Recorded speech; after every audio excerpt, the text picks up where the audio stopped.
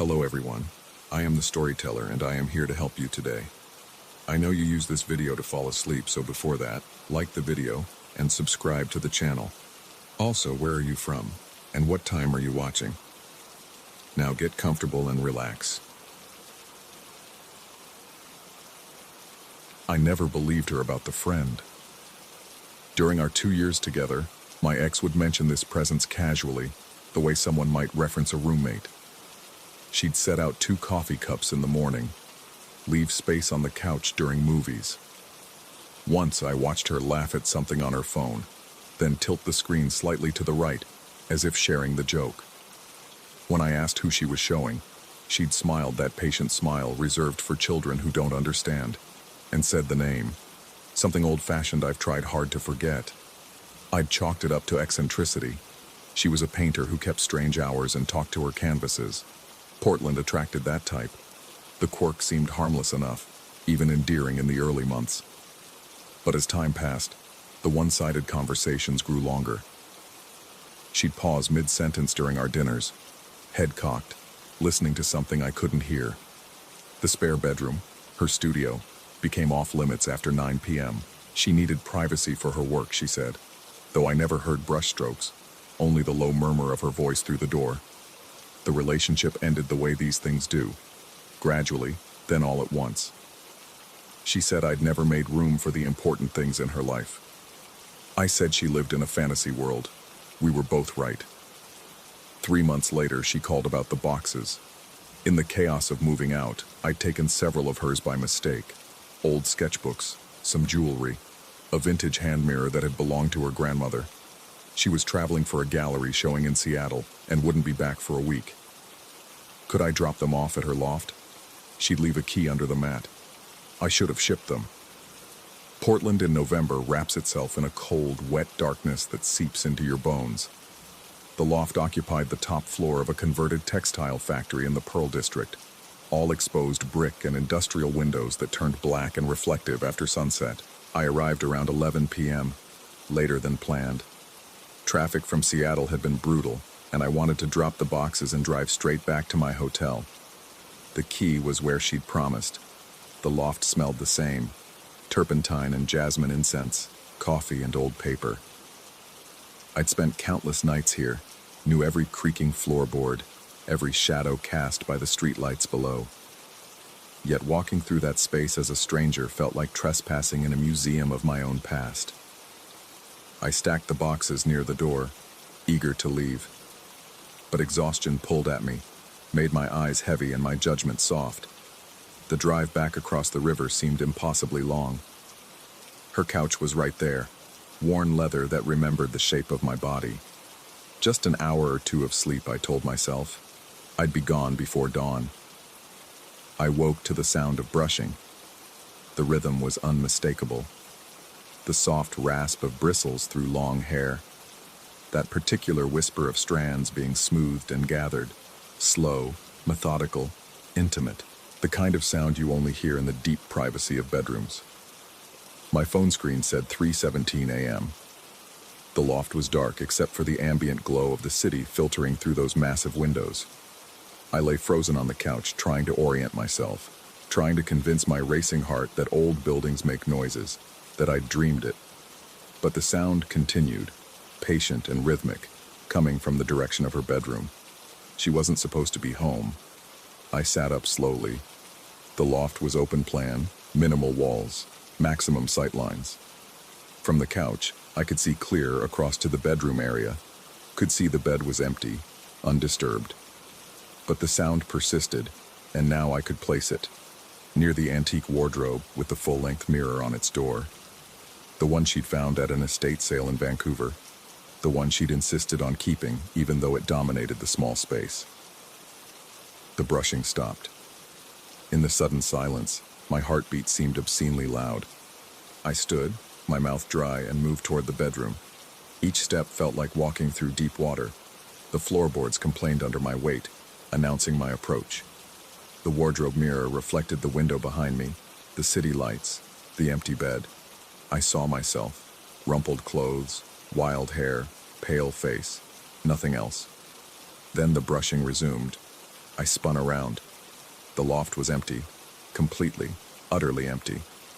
But when I turned back to the mirror, I saw her. A woman stood with her back to me, one hand raising a silver brush through long, dark hair that cascaded past her shoulders. She wore something white and old-fashioned, a nightgown with lace at the collar. Her posture was perfect, spine straight, head tilted slightly as she drew the brush down in that timeless, meditative motion women have performed for centuries. But she wasn't in the room. I could see the space where she should be standing. Empty hardwood, undisturbed air. She existed only in the mirror, a reflection without a source.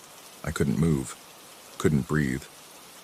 My rational mind scrambled for explanations, a trick of light, exhaustion, stress, some kind of projection, while my body understood on a deeper, more primitive level that I was seeing something impossible. She brushed her hair 12 more times. I counted each stroke. Then she lowered the brush and turned her head slowly, looking back over her shoulder, looking directly at me. Her face was beautiful and terrible. Not monstrous, nothing grotesque or decayed. Just wrong in a way I couldn't articulate. Her features were too still, too perfect, like a painting by someone who'd never seen a real human smile. Her eyes held an expression I'd seen once before, on my ex's face, during those long conversations with empty air. Recognition, affection, possession. She raised one finger to her lips, a gesture of silence. I must have made some sound, some involuntary noise of terror, because the moment shattered. I jerked my head away, and when I looked back, the mirror showed only what it should. My reflection, the empty room, the city beyond the windows. I grabbed my jacket and ran. The boxes stayed where I'd left them. I took the stairs instead of the elevator, my footsteps echoing in the concrete shaft, certain I'd hear brushing behind me at any moment. I didn't stop running until I was in my car, doors locked, engine roaring to life. I drove back to Seattle in a fugue state, my hands white-knuckled on the wheel, my eyes checking the rearview mirror compulsively. The rational part of my brain worked overtime constructing explanations. Exhaustion, stress. I'd been working too hard. The breakup had affected me more than I'd admitted. I'd had some kind of episode, a waking dream, a hallucination brought on by being in that space again, surrounded by memories. I almost convinced myself. Then I stopped at a gas station outside Olympia, just as dawn was breaking. The bathroom mirror was old and speckled, hung above a cracked porcelain sink. I washed my face, trying to scrub away the night, trying to reset my reality. When I looked up, the bottom right corner of the mirror was fogged. A small patch, maybe 3 inches across, condensation blooming from the inside of the glass. Exactly the size of someone breathing softly beside me. I watched it spread, then slowly fade. That was 2 weeks ago. Since then, I've noticed things. Small things that I told myself were coincidences, until they formed a pattern I could no longer ignore. Every mirror, every window, every reflective surface after dark shows the same phenomenon. The fogging always appears in the bottom right corner of my vision, as if someone of average height is standing just there, just out of direct sight, breathing against the glass from the other side. I've tested it. Covered mirrors with sheets, avoided reflective surfaces, kept my apartment blazingly lit even while I sleep, but darkness finds its way in. A laptop screen powered down, the black face of my turned-off phone, the window of my car at night waiting at red lights, even the polished steel of elevator doors. The fog appears, expands, fades, always in the same spot, always the same size. I called my ex last week, broke the promise I'd made to myself about maintaining distance. She answered on the first ring, her voice warm, unsurprised, as if she'd been expecting me. I asked about her friend. She was quiet for a long time. In the background, I heard the familiar sounds of her loft, the rattle of old pipes, the hum of city traffic. Then she said something that made my blood run cold. She's not just my friend anymore. I asked what she meant. My voice came out thin, stretched. You made space for her. That night, she noticed you. She liked you. I told her I didn't understand, though some deep part of me understood perfectly. I asked what I should do, how to make it stop. Another long pause. Then, why would you want it to stop? You're never alone now. Isn't that what everyone wants? I hung up. That night, I stood in my bathroom for 20 minutes, staring at my reflection, waiting. The fog bloomed right on schedule, that small patch in the corner growing and receding like breath. I thought about breaking every mirror in my apartment. I thought about moving somewhere bright and desert dry, where reflection itself seemed impossible. Instead, I stayed very still and watched.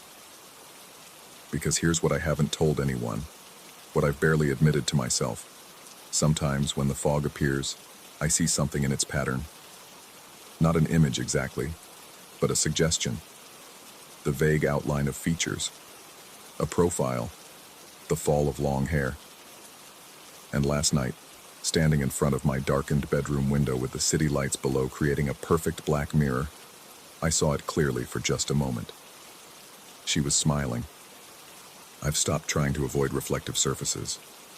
What would be the point? She's there whether I look or not. In the dark glass of my oven door. In the glossy surface of framed photographs. In puddles on the street when I walk home after sunset. I've started leaving space on the couch when I watch TV, even though I live alone. I catch myself tilting my phone screen slightly to the right when something makes me laugh. Yesterday, I bought a second coffee cup, one with delicate flowers painted on white porcelain. I don't remember choosing that pattern. My hand just reached for it. Sometimes I hear brushing late at night, soft, rhythmic, patient. I've learned not to turn around. The question that haunts me isn't whether she's real. After that night in the loft, after the endless parade of fogged glass, that question seems naive. The question is simpler and more terrifying. What happens when the reflection becomes more solid than the thing being reflected? What happens when you can no longer tell which side of the mirror you're on? Last night I stood in front of my bathroom mirror and for just a second I couldn't see myself. The reflection showed an empty room, but in the bottom right corner the fog bloomed, and I swear I felt breath on my neck.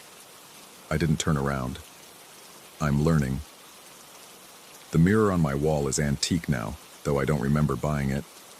Full-length, ornate frame, the kind you'd find at an estate sale. It showed up last week, leaning against my apartment door when I came home from work.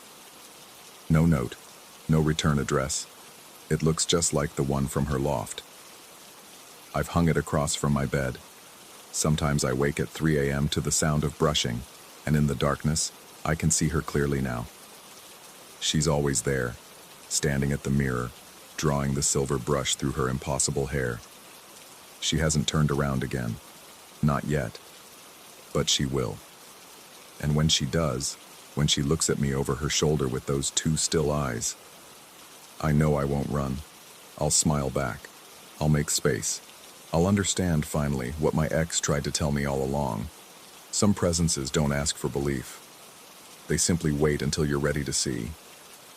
The bottom right corner of every surface in my apartment stays permanently fogged now. I've stopped trying to wipe it away. Instead, I've started talking to that space, the way you'd talk to a roommate. Casual observations, thoughts about my day, the weather.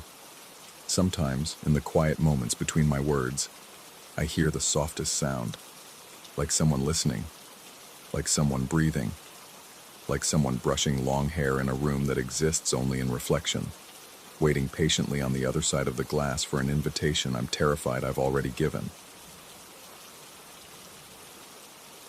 Story 2. The farmhouse smelled of rot and promise when we first arrived.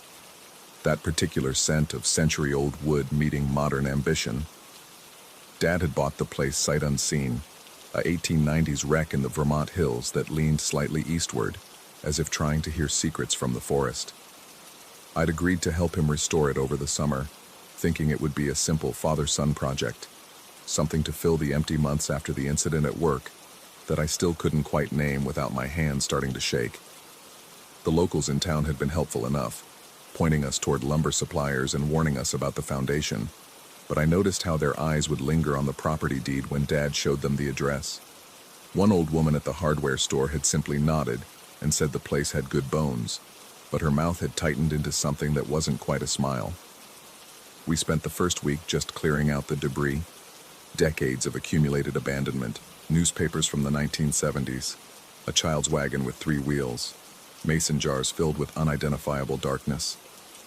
The upstairs was worse. The floorboards groaned under our weight, and there were these gaps between the walls and the ceiling, cracks that seemed to breathe when the wind picked up. Dad called them the crevices, said they were common in houses this old, nothing that couldn't be fixed with the right materials and patience. I took the upstairs as my workspace. Dad had his knees bothering him, so it made sense for me to handle the second floor while he focused on the foundation and the main living areas. The space up there was divided into 4 rooms, a large bedroom that faced the granary, 2 smaller chambers, and what must have been a storage room filled with shelves that still held the ghost outlines of whatever had once sat there. Dust shadows in perfect rectangles. It was on the 3rd night that I first heard them. I'd been working late, stripping wallpaper by the light of a camping lantern, because we hadn't gotten the electricity fully functional yet.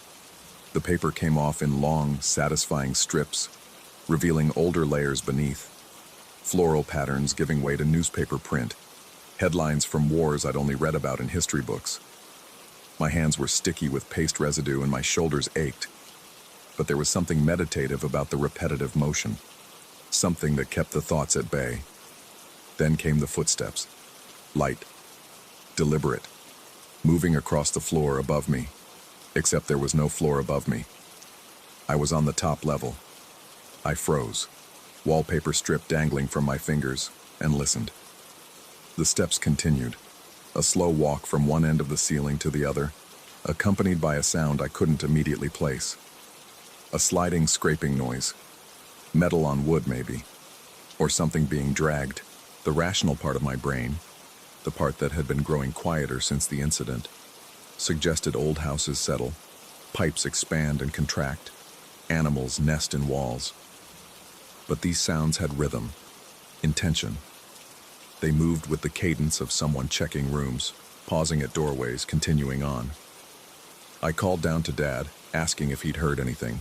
His voice came back muffled and unconcerned. "Probably just the house adjusting," he said. "These old places talk to you if you listened long enough." But I'd been listening, and this felt different. I went back to the wallpaper, but my hands had started trembling again. That same tremor that had cost me my job, that had made my supervisor suggest I take some time off, get some rest, maybe talk to someone. I'd thought the physical labor would help. Thought being away from the fluorescent lights and the constant hum of computers would quiet whatever had broken loose inside my head. The footsteps stopped as suddenly as they'd started. I worked for another hour, but my attention kept drifting to the ceiling, waiting for the sounds to resume. They didn't. When I finally climbed down the ladder and headed to the ground floor where we'd set up our sleeping bags, Dad was already snoring, one arm thrown over his eyes to block out the moonlight streaming through the windows we hadn't covered yet. I lay awake until dawn, watching shadows shift across the ceiling beams. The next evening I'd set my hammer down on the windowsill while I measured a section of damaged baseboard. When I turned back, it was gone. Not on the windowsill, not on the floor beneath it. I found it 3 yards away, near the doorway to the storage room, lying at an angle as if someone had placed it there deliberately. Not dropped. Placed. My first thought was that I'd moved it and forgotten. That my mind was playing the same tricks it had been playing for months now, erasing moments, creating gaps in my memory, but I could feel the ghost sensation of setting it down. Could remember the small thunk it had made against the wooden sill. I picked up the hammer, and its handle was warm. Dad came up the stairs calling for his measuring tape, and I mentioned the hammer, trying to keep my voice light, casual. He'd laughed, a genuine, warm sound that filled the empty rooms. He said the lady in overalls must be curious, that old houses like this always had someone watching over them, making sure the work was done right. I'd asked him what he meant, and he just shrugged, said it was something the woman at the hardware store had mentioned. that the last family to live here full-time had a daughter who'd taken care of the place, walked the floors every night to check the shutters and the roof, made sure everything was sound. He'd said it as if it were charming folklore, not something that made my skin prickle with cold awareness. But when I'd pressed him about what happened to the daughter, what happened to the family, he'd gone vague. Moved away, probably. Sold the place. These things happened with old properties. That night I stayed up on purpose, sitting in the granary-facing bedroom with my back against the wall and the lantern turned low. I told myself I was waiting to disprove my own paranoia, to catch the rational explanation. A raccoon, maybe, or the way wind moved through the crevices creating acoustic illusions. She appeared at 2:47 a.m. I know the exact time because I'd been checking my watch obsessively, marking the passage of minutes in the oppressive silence. One moment the hallway was empty, just shadows and the faint outline of the doorframe. The next, there was a silhouette, adult, female, wearing what looked like denim overalls, the kind with the bib front and metal clasps. She stood at the top of the stairs, completely still, and even though I couldn't see her face in the darkness, I knew she was looking at me, or through me. Her arms were raised slightly, as if she were carrying something, a tool, a board, something I couldn't see but that her posture insisted existed. I didn't move, couldn't move. Every muscle had locked into place and my breath had become something shallow and insufficient. The tremor in my hands had spread to my entire body, a fine vibration that made my teeth chatter despite the summer heat. She turned, a smooth, unhurried motion, and walked from the stairs toward the storage room. The footsteps made no sound, but I could feel them, a pressure in the air, a displacement of space. When she reached the doorway to the room with the crevices, she paused, tilted her head as if listening for something, then continued through, into the darkness, into nothing. I sat there until sunrise, until the light turned the shadows into mundane furniture and dust motes, until I could convince myself I'd fallen asleep without realizing it, that I'd dreamed the whole thing, that my brain was doing what it had been doing for months, conjuring things that weren't there, filling gaps with fiction. But when I finally stood up, my legs stiff and aching, I walked to the storage room, and there, in the dust on the floor, were footprints, bare, small, leading from the hallway to the far wall where the crevices were widest, where gaps between the boards showed glimpses of the insulation beneath. The prints stopped at the wall, didn't turn around, didn't lead back out, just stopped, as if whoever made them had walked straight through into the spaces between. I didn't tell Dad. What would I say? That I'd seen a ghost? That the house was haunted? He'd look at me with that careful expression he'd been using since I'd lost my job, since I'd started having the episodes, since the doctor had used words like acute stress response and dissociative symptoms. He'd suggest I head back to the city, get more rest, maybe increase my medication. But I couldn't leave. Some part of me, the part that had always been drawn to puzzles, to problems that needed solving, had locked onto this. I needed to know, needed to understand whether I was losing my mind or whether something genuine was happening in this house. I started researching. The town library had records, old newspapers, property deeds going back to the house's construction. I learned that 5 families had owned it over the decades. Most had stayed for only a few years before moving on. One family, the Holloways, had lived there for almost 30 years, from the 1950s through the 1980s. They'd had a daughter. The records didn't give her name, just mentioned one child, female, in the census data. The librarian, a thin man with wire-rimmed glasses who seemed surprised to have a visitor, mentioned that the Holloway girl had been devoted to the property, had refused to leave even after her parents passed. He said it with a kind of admiration, but there was something else in his voice. Pity, maybe, or concern. When I'd asked what happened to her, where she'd gone, he'd shaken his head. Some people just vanished into their lives, he'd said, became part of the landscape. The house had been empty for 15 years before Dad bought it. The encounters became more frequent. I'd see her at the top of the stairs, always the same pose, arms cradling something invisible, moving from the granary room to the storage room, checking, always checking. Sometimes I'd only glimpse her from the corner of my eye, a flash of denim and movement that disappeared when I turned my head. Other times she'd stand in the hallway for long minutes, that tilted head, that listening posture. The sounds continued too. Footsteps overhead where there should be no footsteps. The sliding, scraping noise that I'd finally identified as a hammer being dragged across wood, the claw end catching on splinters and gaps. Once I heard what sounded like knocking, 3 measured raps on the wall beside my head, and when I'd pressed my palm against the spot, the wood had been ice cold despite the July heat. Dad seemed oblivious. He'd whistle while he worked, talk about the progress we were making, plan out the next phases of renovation. Sometimes I'd catch him pausing, looking up at the ceiling as if he'd heard something, but then he'd shake his head and continue. Once, I directly asked him if he'd seen anyone else in the house, and he'd given me that look again, that careful, worried expression, and said no, of course not.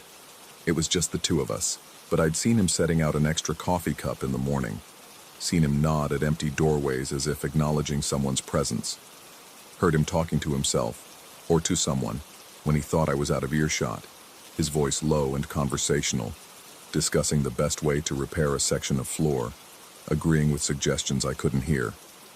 My medication ran out. I didn't refill it. Something about the pills made everything feel muffled, distant, and I needed to be sharp, needed to pay attention. The tremors got worse, and I stopped sleeping more than an hour or 2 at a time, but my senses felt heightened. I could hear the house breathing now, could feel its attention shifting as we moved through its rooms. I started noticing other things, tools that moved, nails that appeared in neat rows where I'd left them scattered. Once, a board I'd measured and marked incorrectly was found the next morning with new marks, correct ones, in what looked like pencil but wasn't quite.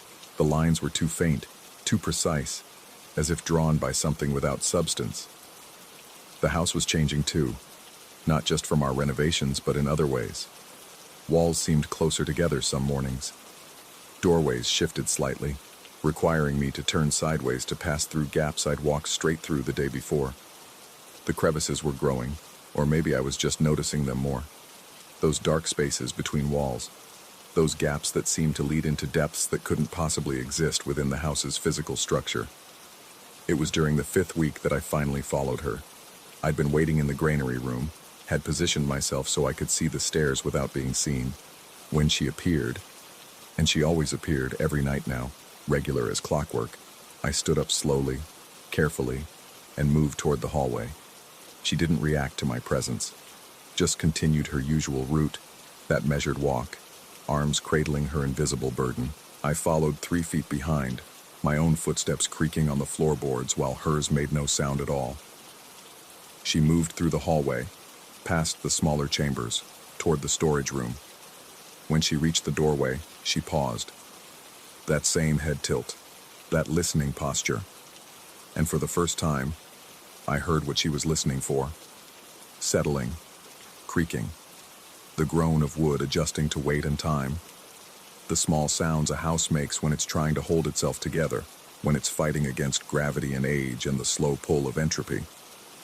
She nodded, satisfied, and continued into the storage room. I followed.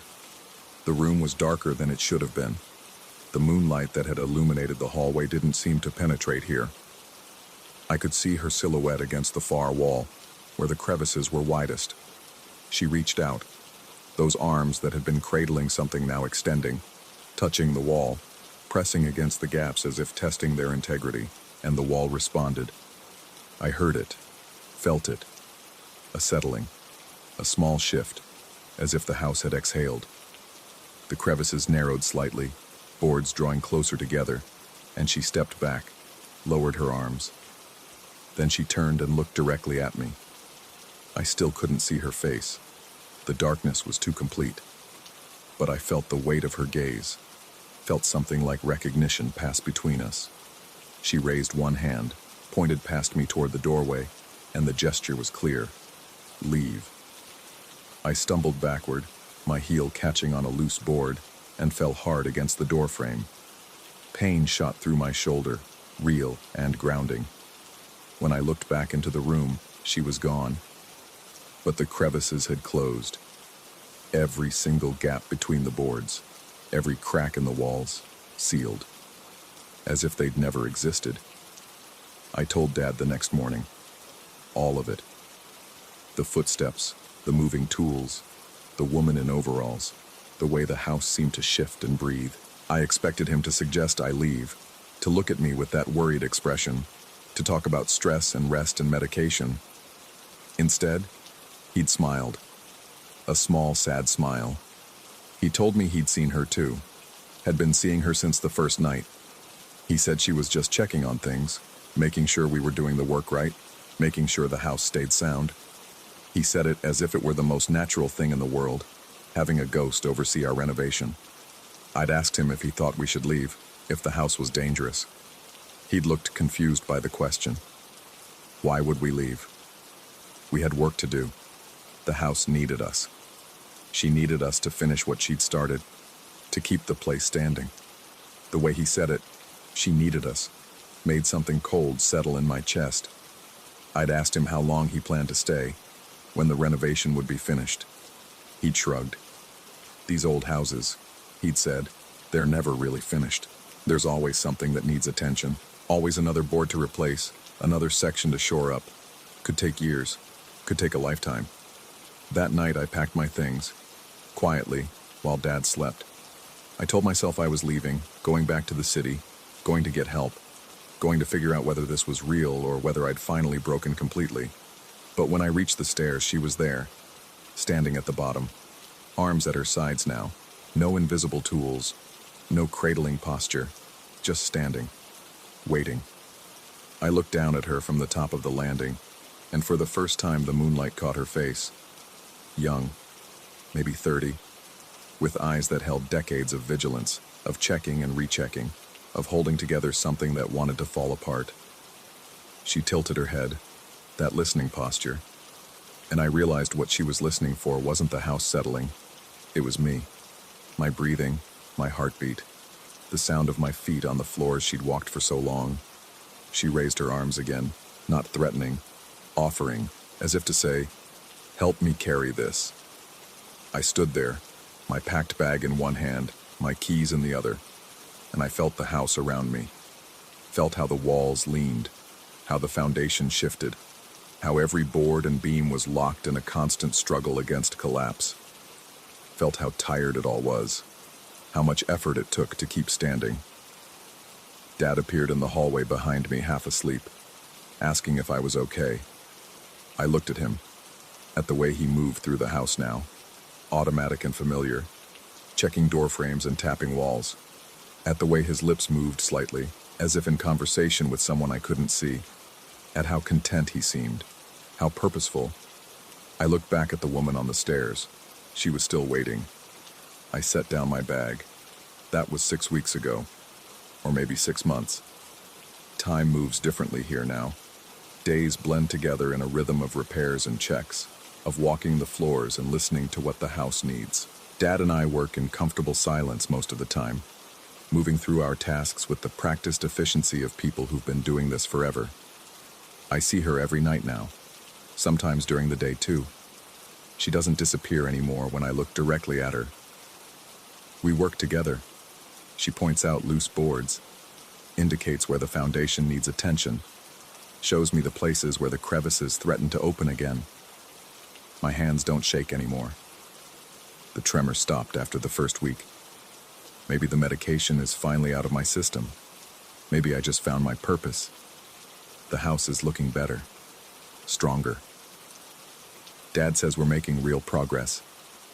Sometimes I think about leaving, about going back to the city, to doctors and explanations and the life I had before. But then I walk the floors, check the shutters, test the boards, and I feel how necessary this is, how the house depends on us, how it would fall without constant attention. The crevices open sometimes late at night, not as wide as before, but enough that I can see into the spaces between the walls. Dark gaps that seem to go on forever, that hold shadows shaped like people. Sometimes I think I see others in there. The families who lived here before, the ones who tried to leave, the ones who couldn't quite let go. Dad mentioned yesterday that we should think about staying permanently, making this our home. The renovations will never really be finished, he said. There's always more work to do. I found myself agreeing. Last night I caught my reflection in one of the old windows we haven't replaced yet. Just for a moment, in the warped glass, I saw myself carrying something invisible.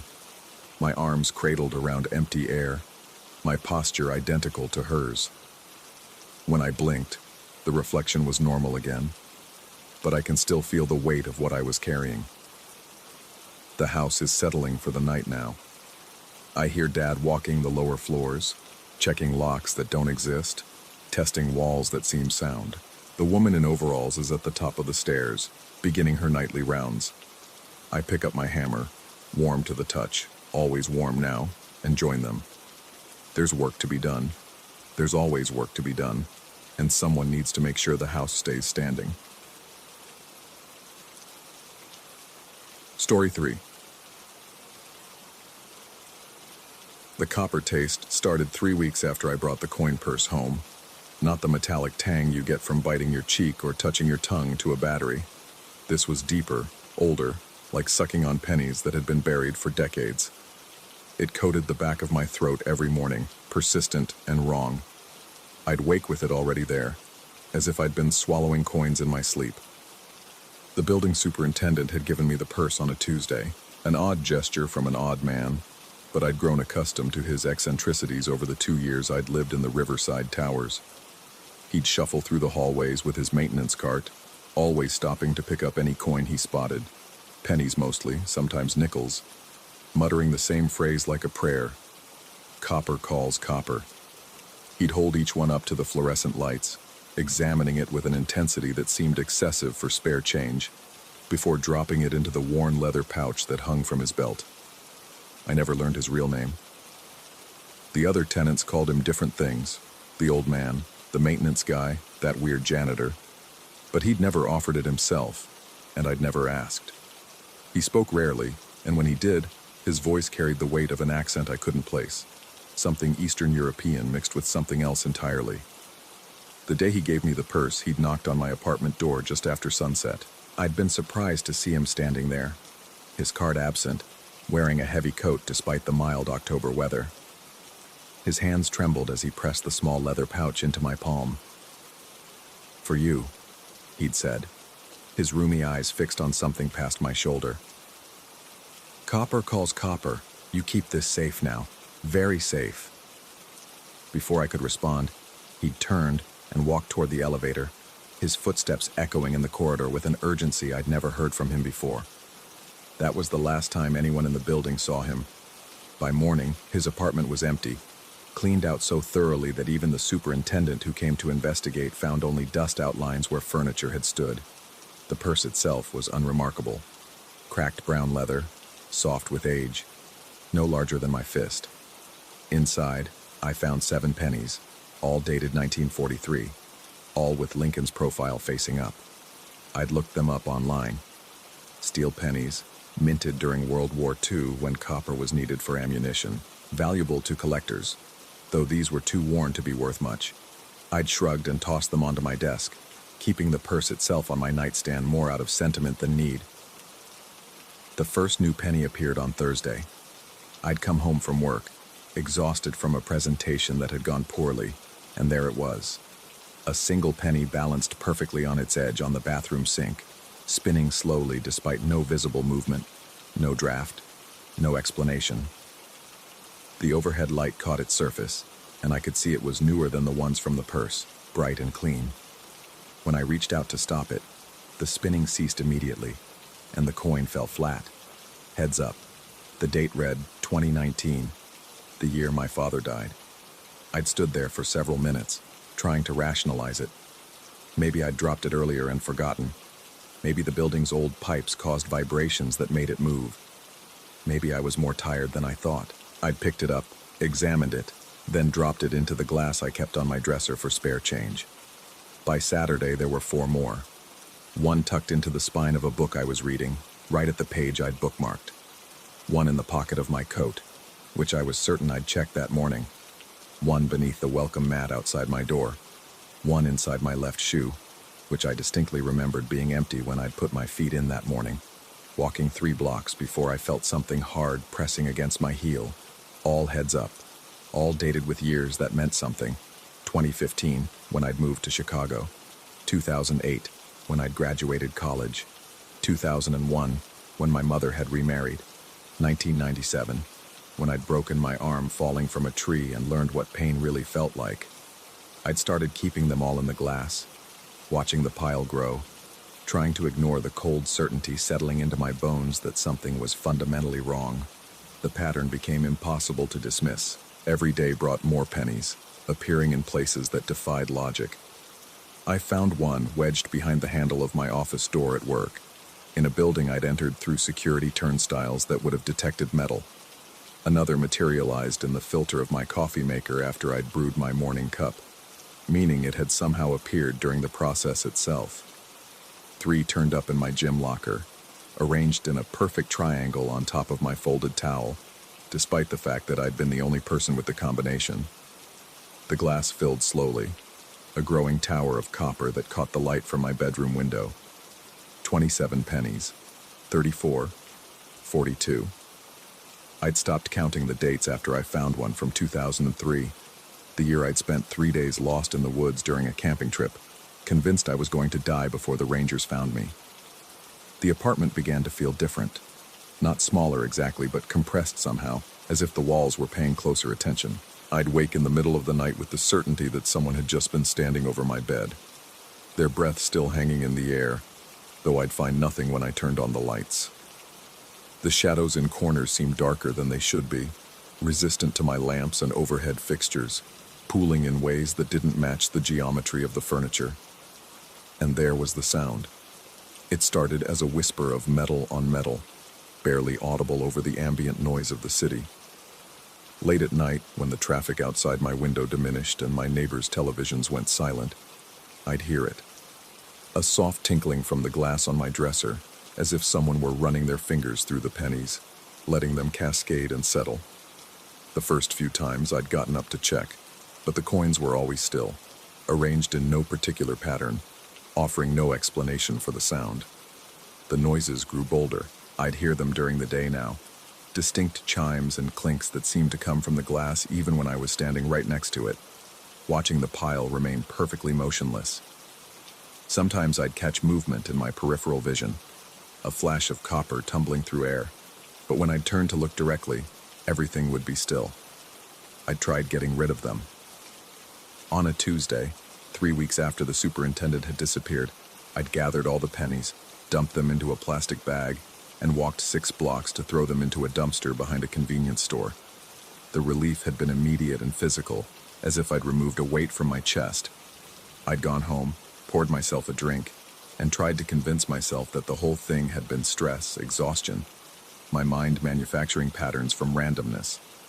The next morning, I'd found them all back in the glass. Not similar pennies, the exact same ones, arranged in the exact same configuration I'd left them in before collecting them. I'd checked the bag in the dumpster, still there, still full, still heavy with coins. But here they were, in my apartment, impossibly returned. I'd tried burning them. I'd tried dropping them down a storm drain. I'd tried mailing them to a random address 3 states away. Each time they'd reappear within hours, always in the glass, always waiting, their surfaces catching the light with what I was beginning to interpret as malevolence. The superintendent's phrase kept circling in my mind. Copper calls copper. I'd started researching, falling down rabbit holes of folklore and superstition at 2 a.m, my laptop screen the only light in my darkened apartment. There were stories, scattered across obscure forums and digitized texts, about coins as conduits, about copper as a binding material, about pennies left on graves to pay debts to the dead, to keep them satisfied, to prevent them from seeking what they were owed. In some traditions, if you accepted coins from someone who'd disappeared, you'd inherited their debts. Not financial debts, something older, something that couldn't be quantified in dollars and cents. The copper became a link, a chain connecting you to whatever bargain they'd made, whatever price they'd agreed to pay. I'd found one account, posted by someone with no username on a forum that no longer existed, archived only through a web crawler. Copper calls copper, and the called must answer. Count your debts. Count your years. When the copper finds you with empty pockets, it will take something else instead. The pennies in my glass now numbered exactly 137. I'd counted them obsessively, unable to stop myself, and the number had stopped growing 3 days ago. I'd searched my apartment frantically, looking for new ones, dreading their appearance but somehow more terrified by their absence. 137 pennies, all heads up, spanning dates from my life like a biography written in copper. I'd done the math, running the calculation so many times I'd memorized it. 137 would be the exact number of pennies in the purse I'd accepted, if you counted forward every day from when the superintendent had given it to me until... I couldn't finish the thought. The purse itself had changed. It sat on my nightstand where I'd left it, but the leather had darkened, become slick somehow, as if it were sweating. When I'd tried to move it yesterday, my fingers had come away stained with a greenish patina, the kind that forms on old copper after decades of exposure to moisture and air. The smell had gotten worse too. Not quite rotting, but organic, like earth that's been turned over to reveal what was buried underneath. Last night, I'd heard footsteps in the hallway. Not the usual sounds of my neighbors coming home late, but a deliberate shuffling, the scrape of shoes that had walked too many miles, that knew every crack in the linoleum, every loose board. They'd stopped outside my door. I'd held my breath, standing in my darkened living room, watching the gap beneath the door for shadows. The footsteps had paused, waited. Then I'd heard it, muffled but distinct through the wood. Copper calls, copper. The voice was his, the superintendent's, or something using his voice. I hadn't slept since. Now it's Thursday again, a month exactly since he'd given me the purse, and I'm sitting at my kitchen table, watching the sunrise paint copper light across my apartment walls. The glass on my dresser is visible from here, and I can see that the pennies have arranged themselves, not randomly scattered as I'd left them, but stacked in a perfect pyramid, geometric and precise, impossible without hours of careful construction.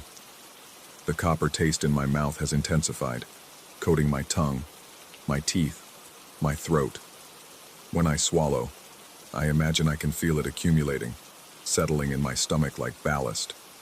I've tried drinking water, coffee, mouthwash. Nothing washes it away. My phone has been ringing all morning. My boss, wondering why I haven't shown up for work. A colleague, asking if I'm all right.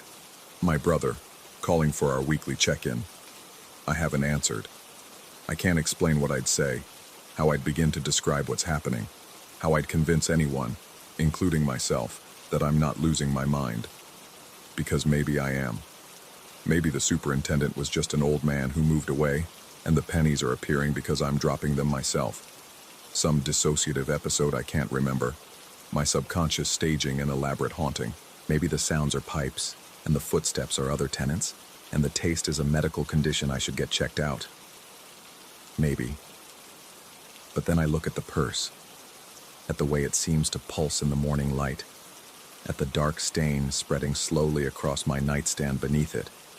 And I know, with the kind of knowledge that bypasses logic and settles directly into your bones, that something is very, very wrong. The building is quiet this morning, too quiet. I haven't heard any of my neighbors, haven't heard the usual sounds of the city waking up outside.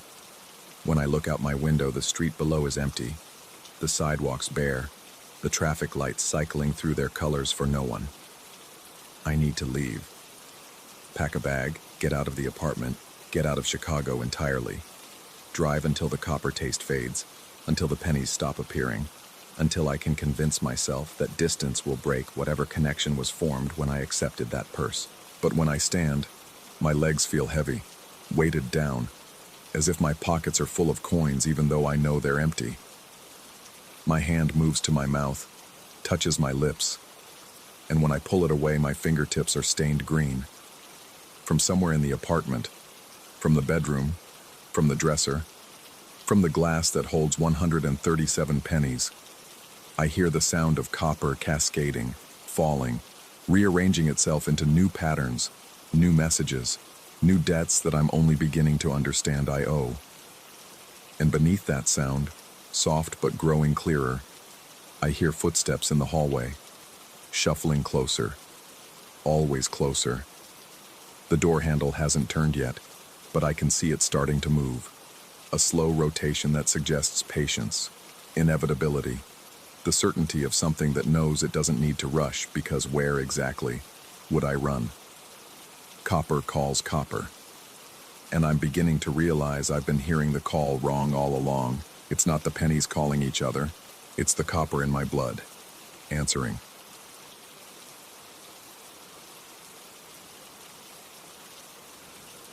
Story 4.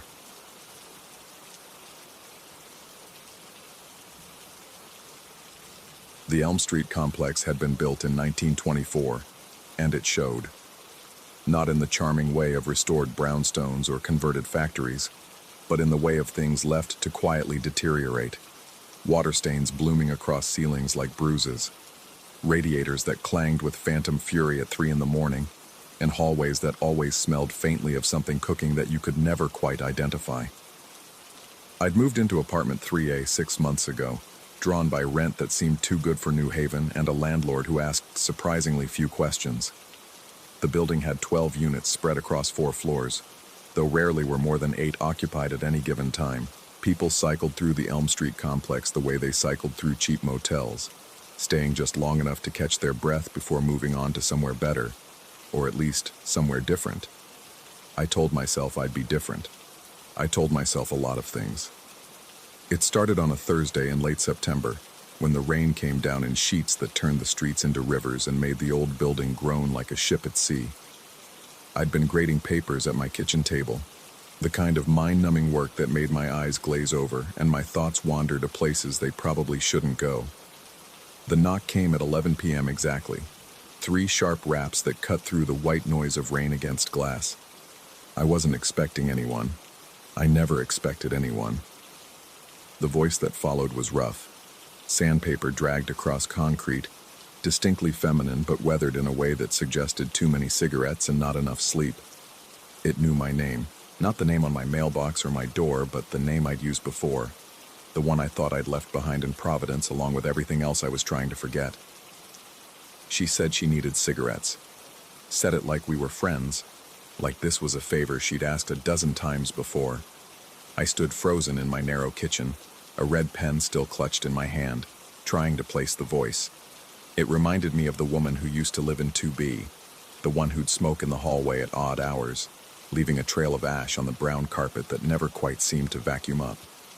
I'd seen her maybe twice, a tall figure in an oversized coat, always turning away just as I looked up. But she'd moved out weeks ago, or so the landlord mentioned in passing. And besides, why would she be knocking on my door at this hour, in this weather? I called out that she must have the wrong apartment. The door shuddered in its frame. Not a knock this time, but something heavier, more insistent. The sound rattled through the cheap wood and into my bones. The voice came again, but different now. The roughness remained, but underneath ran something else. Something that made me think of metal scraping against metal in a dark place where metal shouldn't be. Let me in. Not a request. Not quite a demand. Something in between, or maybe something else entirely. I moved to the peephole, my heartbeat suddenly loud in my ears. The fisheye lens showed an empty hallway, just the industrial carpet with its pattern of interlocking diamonds, the beige walls with their water stains like maps of countries that don't exist, and the emergency light at the far end, flickering in a rhythm that seemed almost deliberate. No woman, no tall figure in an oversized coat, no one. The smell hit me then, wet wool and something underneath, something organic and wrong. It was the smell of a coat that had gotten soaked and then dried from the inside out, fibers rotting while the surface remained deceptively intact. It seeped under my door like smoke, filling my apartment with its presence. I checked the locks, both of them, and returned to my papers, telling myself it was nothing. A confused neighbor, a drunk stumbling through the wrong building, the wind playing tricks with the ventilation system. New Haven was full of old buildings with old quirks, and the Elm Street complex was older and quirkier than most. But my shoes were facing the door, both of them lined up perfectly parallel, toes pointing at the peephole. I'd kicked them off near the couch when I got home, the way I always did, leaving them in a careless sprawl that drove my ex-wife crazy back when I had an ex-wife and not just a restraining order. Someone would have had to move them. Someone would have had to be inside my apartment. I didn't sleep that night. I sat at my kitchen table, listening to the building settle and shift around me, wondering if every creak was a footstep, if every groan was something trying to get in, or worse, something already inside. The following Thursday, I was ready. I'd spent the week convincing myself it had been nothing, some strange confluence of coincidence and exhaustion. I'd been working too hard, sleeping too little, spending too much time alone in this building that seemed to amplify solitude until it became something you could taste. But I still made sure I was home by 10, still found myself watching the clock as it crawled toward 11. The knock came at exactly 11 p.m. 3 raps, sharp and purposeful. I was already at the door, eye pressed to the peephole. The hallway was empty. The emergency light flickered with that same irregular rhythm, casting shadows that seemed to move independently of any light source. I waited, breath held, watching for any sign of movement. The voice came from directly outside, from the space where someone should be standing but wasn't. She asked about cigarettes again, using that name I'd tried to bury. This time I didn't respond. This time I just watched through the peephole as absolutely nothing happened in the hallway beyond. The door shook. Once, twice, 3 times, each impact harder than the last. The deadbolt held, but I could see the frame flexing, wood fibers creaking under pressure that shouldn't exist. The voice changed mid-sentence, sliding from rough feminine to that metallic quality that made my teeth ache. "Let me in. You know you have to let me in eventually." I stepped back from the door, and that's when I saw them. My shoes, perfectly aligned, pointing at the door like arrows indicating a target. I'd been wearing them. I'd been standing in them just seconds ago, and now they were there, empty, positioned with mathematical precision. My socks were still warm. The smell came next, that wet, rot odor of fabric decaying from within. It didn't seep under the door this time. It was just there, all at once, filling every corner of my apartment as if it had always been there, and I was only now remembering to notice. I spent that night in my car, parked under a streetlight 3 blocks away, watching the building's windows like they might tell me something I needed to know. They didn't. They just reflected the rain, which had started again, right on schedule. By the 3rd Thursday, I'd done my research. The woman in 2B, no one seemed to know her name. The landlord called her the coat lady, and seemed uncomfortable discussing her at all. She'd lived there for years, he said, or maybe months. He couldn't quite remember. She'd left suddenly, or maybe gradually. He'd found the apartment empty one day, all her belongings gone except for a smell he couldn't get out of the carpet no matter what he tried. I talked to the other tenants, the ones who'd been there long enough to remember. Their stories didn't match. She was tall or short, young or old. She smoked constantly or never. She worked nights or didn't work at all. The only thing they agreed on was the coat, oversized, dark, always damp-looking even on sunny days, and the fact that she made them uncomfortable in ways they couldn't quite articulate. One tenant, an elderly man in 1C who'd lived there since the building opened, told me something that made my skin crawl. He said she hadn't moved out. He said she'd moved in. He said it while staring at a point just over my shoulder, and when I turned to look, there was nothing there but the hallway and that flickering emergency light. Thursday came again. I considered leaving, driving anywhere else, staying in a motel until Friday morning. But something kept me there. Something that felt like curiosity, but tasted like compulsion. I wanted to understand. I needed to know what was happening, even as part of me insisted that understanding was the last thing I should want. This time, I set up my phone to record the door. I positioned it on the bookshelf across from the entrance, framing the peephole perfectly. If something was there, something I couldn't see, maybe the camera would catch it. 11 p.m. arrived with the inevitability of a tide. 3 knocks. I watched through the peephole. Empty hallway, flickering light. The voice came, asking for cigarettes, using my old name like a password I'd forgotten I'd given. I didn't respond. I just watched and listened as the door began to shake, as the voice slid from rough to metallic, as it repeated its demand to be let in. My shoes moved while I watched them. They didn't slide or tip over. They simply reoriented, instant and impossible, toes now pointing at the door with accusatory precision. I was standing in them. I felt the leather interior grip my socks, felt my weight pressing down on the insoles, and yet there they were, empty and aligned, occupying space I was simultaneously occupying. The smell came, and with it, a realization that made my vision swim. The rot wasn't coming from outside. It was coming from my coat, the one hanging by the door, the one I'd bought at a thrift store my first week in New Haven because it had been cheap and I'd been broke. Oversized, dark, perpetually damp-looking even when I knew it was dry. I'd bought it from the landlord. He'd said it had been left behind by a previous tenant. He'd said I could have it for $20. He'd said a lot of things that I was only now remembering, now that it was too late to matter. Through the peephole, the hallway remained empty. But my phone, still recording from its shelf, would later show something else. Or rather, it would show the same empty hallway, the same flickering light, but the timestamp would be wrong. The recording showed 11 p.m. last Thursday, and the Thursday before that, and the one before that, stretching back in an infinite regression of identical moments, identical knocks, identical requests. I hadn't recorded this Thursday. I was still living it. The recording was already there, already made, waiting for me to discover it like an appointment I'd scheduled with myself and forgotten. It's Thursday again now. It's always Thursday again, eventually. The knock will come at 11 p.m. 3 sharp raps that sound like someone trying to remember how knocking works. The voice will ask for cigarettes, using a name I can't quite remember learning but can't quite forget knowing. The door will shake.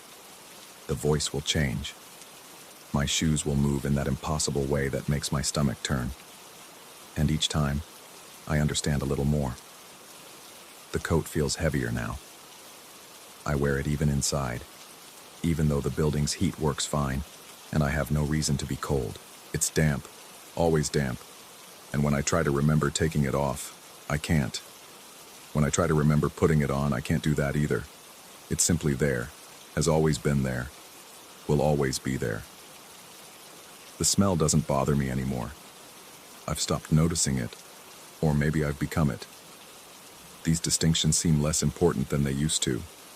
I've started standing in the hallway sometimes, during the day when the building is quiet, and the emergency light doesn't flicker. I stand outside apartment 3A, looking at the door, trying to remember what it felt like to be on the other side. Trying to remember if I ever really was. Sometimes I knock. 3 times, sharp and purposeful. Sometimes I ask about cigarettes, though I've never smoked. Sometimes the door shakes, though I'm not touching it. Sometimes a voice answers from inside, rough at first, then sliding into something metallic. Telling me I'm confused, telling me I have the wrong apartment. It sounds like my voice. It sounds like someone trying to imitate my voice and almost getting it right. The landlord found 3A empty last week, or maybe last month. Time doesn't work the way it should anymore. He said the tenant had left suddenly, all belongings gone except for a smell he couldn't quite get out of the carpet. He's already rented it to someone new, someone who needed a cheap place in New Haven and didn't ask too many questions. I should warn them. I should tell them about Thursdays, about knocks at 11 p.m., about shoes that move and coats that rot from the inside out. But when I try to form the words, all that comes out is a request for cigarettes and a name I've heard before but can't quite place. Next Thursday, I'll knock again. 3 times, sharp and purposeful. I'll ask to be let in, though I can't remember anymore what in means or where I think I'm trying to go.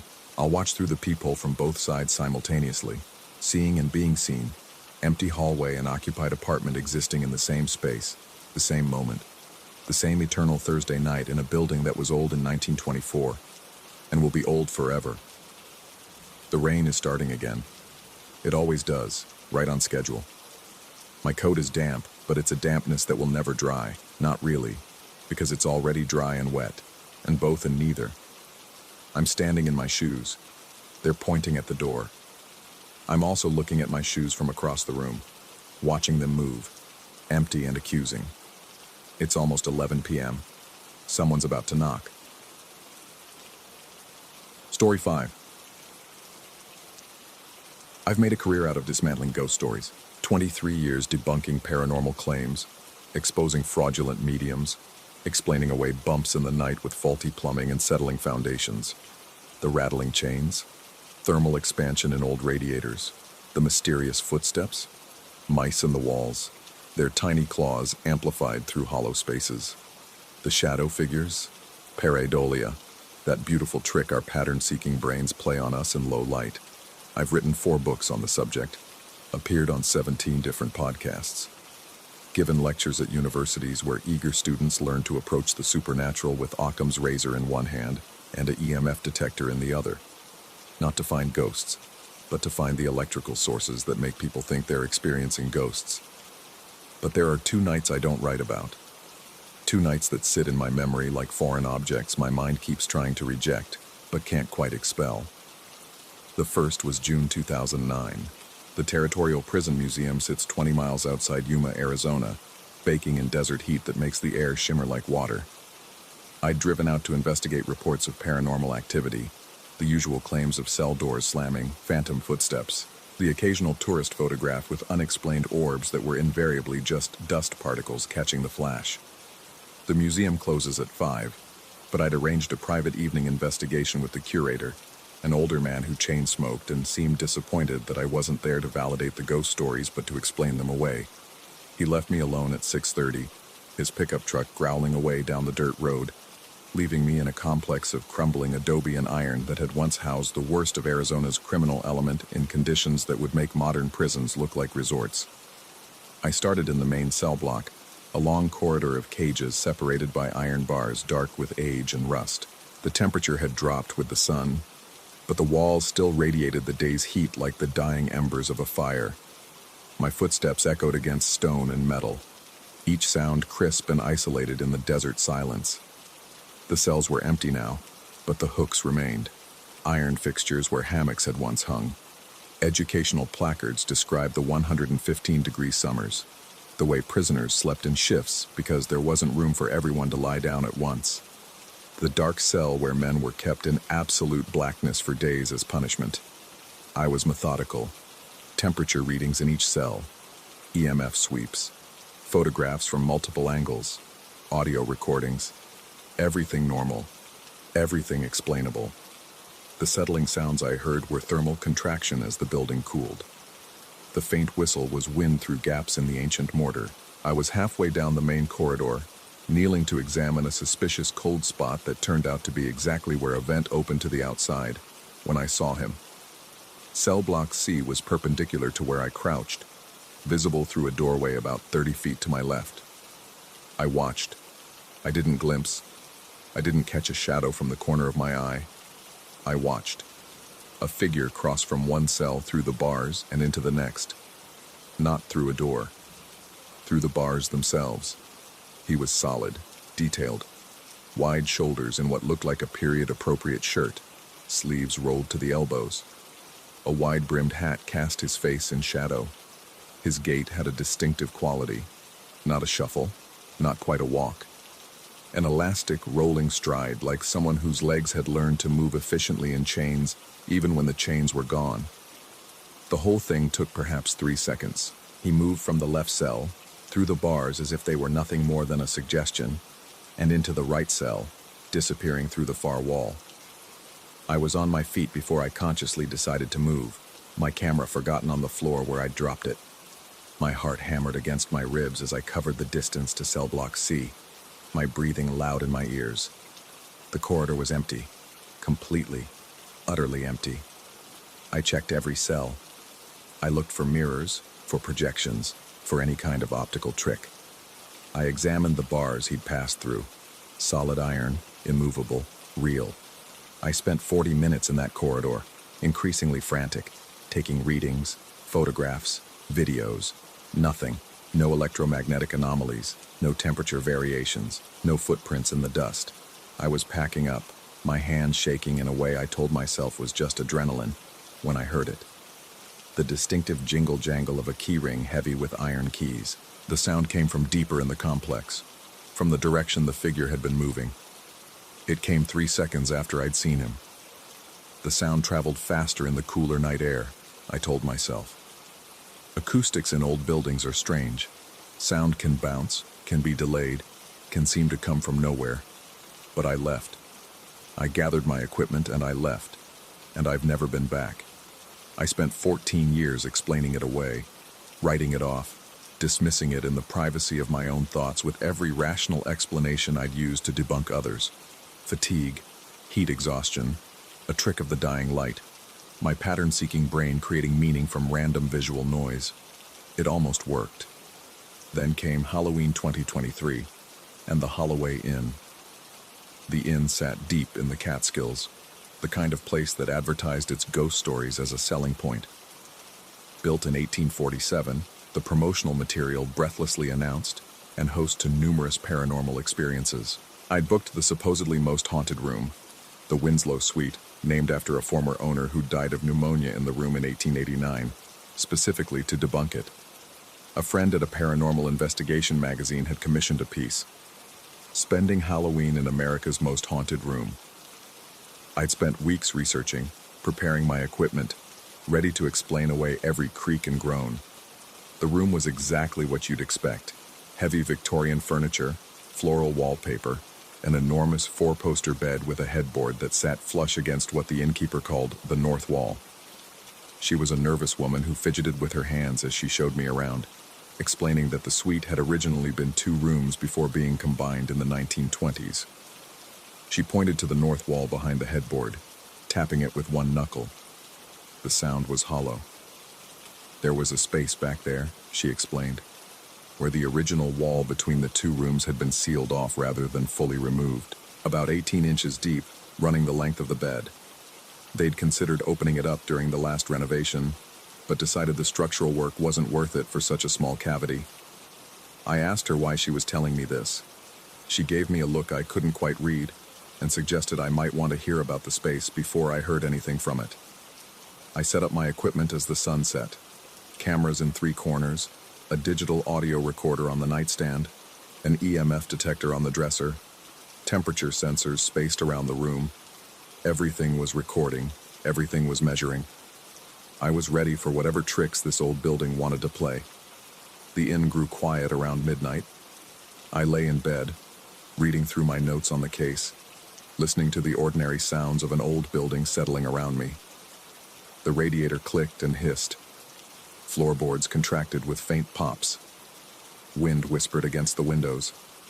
At 3:35 a.m. I woke to the sound of crying, a woman's voice, muffled and distorted, coming from behind the headboard. From inside that sealed space between my bed and the blocked-off wall. It wasn't loud. It wasn't theatrical. It was the sound of someone trying very hard not to be heard, failing, their grief too large to contain. Soft, hitching sobs that caught in the throat. The kind of crying that comes from somewhere deep and desperate. I lay absolutely still, my body rigid, my eyes locked on the ceiling. The rational part of my brain was already cataloging possibilities. Pipes, wind creating strange resonances, sounds traveling from another room through the ventilation. But the sound was too close, too intimate, too clearly coming from the hollow space inches from my head. I counted. 1 minute, 2, 3, 4. 4 minutes of continuous quiet sobbing. Never quite the same pattern, never mechanical or repeated. Organic, human, suffering. Then silence, not a gradual fading, just an abrupt stop, like someone had placed a hand over the mouth of whoever was crying. I fumbled for my phone, my hands trembling so badly I nearly dropped it. 3:39 a.m. I turned on the flashlight, swept it across the room. Everything was exactly as I'd left it. The cameras were still recording, their tiny red lights blinking steadily. The audio recorder's LED glowed green. I should have checked the recordings, should have reviewed the footage immediately, but I couldn't move. My entire body felt locked in place, every muscle tensed, waiting. The waiting lasted 45 minutes. At 4:24 a.m., the voices started. They were so close I felt them more than heard them. Vibrations against my ear, warm breath that shouldn't exist. Two people, maybe three, whispering to each other in a conversation I couldn't quite make out. The words were just below the threshold of comprehension, familiar syllables arranged in an order that refused to resolve into meaning. They were talking about me. I knew this with absolute certainty, though I couldn't understand a word they said. The whispers moved around my head, sometimes at my left ear, sometimes at my right, sometimes seeming to come from the pillow itself. I tried to speak, to make some sound, but my throat had closed. I could only lie there, my eyes squeezed shut now because looking into the darkness was somehow worse than the blind waiting. My heart hammered so hard I could feel it in my teeth, in my fingertips, in the base of my skull. The whispers stopped as suddenly as they'd started. I lay in the dark for another hour before I could bring myself to move. When I finally sat up, when I finally turned on the lights and began checking my equipment with shaking hands, I already knew what I would find. The cameras had recorded nothing unusual, just me, lying still in bed, barely moving for hours. The temperature sensors showed no fluctuations. The EMF detector had registered nothing. The audio recorder, the one I'd placed less than 3 feet from my head, had captured absolute silence. Not even the sound of my own breathing. Just 8 hours of nothing. A digital void where the most terrifying night of my life should have been preserved. I checked out at dawn, telling the innkeeper I'd gotten the material I needed. She watched me load my equipment into the car with that same unreadable expression from the night before. Just before I pulled away, she stepped off the porch and walked to my window. There had been 2 women who lived in this area with that name, she said quietly. Both had lost something. One had lost a child to fever in 1847. The other had lost her mind after her husband's death in 1889. They'd shared the same first name, the same initial sorrow, though they'd been born decades apart. I asked her which one had cried in the walls. She looked at me for a long moment before responding that maybe that was the wrong question. Maybe the real question was why the walls remembered it all, and what they were trying to say to people like me. People who'd spent their lives insisting that walls were just walls, that space was just space, that nothing lingered. I've spent the last year trying to explain those 2 nights. I've convinced myself a dozen different times that I was overtired, that I'd experienced sleep paralysis, that my own expectations had created the experiences. I've written articles debunking cases similar to my own. I've given talks about the power of suggestion and the reliability of memory. But last week I received an email from the Territorial Prison Museum. They're renovating Cell Block C, the message said. And during the demolition of an interior wall, they'd found something. A small cavity between cells, a space that shouldn't exist according to the original blueprints. Inside it, they'd found a chain. Old iron, corroded, but still intact. And a hat, wide-brimmed, period-appropriate, exactly matching what I'd seen that night 14 years ago. They wondered if I'd like to come investigate, perhaps write something for their promotional materials about the historical significance of the find. The email came at 3:35 a.m. I haven't responded. I won't respond. Because there are some questions I've realized I don't want answered. Some walls I've decided I don't need to see through. But sometimes, in the deep hours of the morning, I wake to silence so complete, it feels like presence. And I wonder if the walls in my own apartment might remember things too. Might be talking when I can't hear them, crying when I'm not listening. And I wonder, God help me, I wonder, if the reason I've spent my life debunking ghosts is because some part of me has always known they're real, and I was terrified of what that would mean. The recorder sits on my nightstand now, running every night. Every morning I check it. Every morning it shows silence, but the battery drains faster than it should. And sometimes the timestamp jumps. Just a few minutes. Just small gaps in the recording that shouldn't be there. 3 minutes and 45 seconds usually. Sometimes 4 minutes exactly. I tell myself it's a glitch, a malfunction, anything but what I'm afraid it might be. But I keep recording. I keep checking. Because the worst possibility isn't that the walls remember. The worst possibility is that they're trying to tell me something. And that sooner or later, whether I want to or not, I'm going to understand.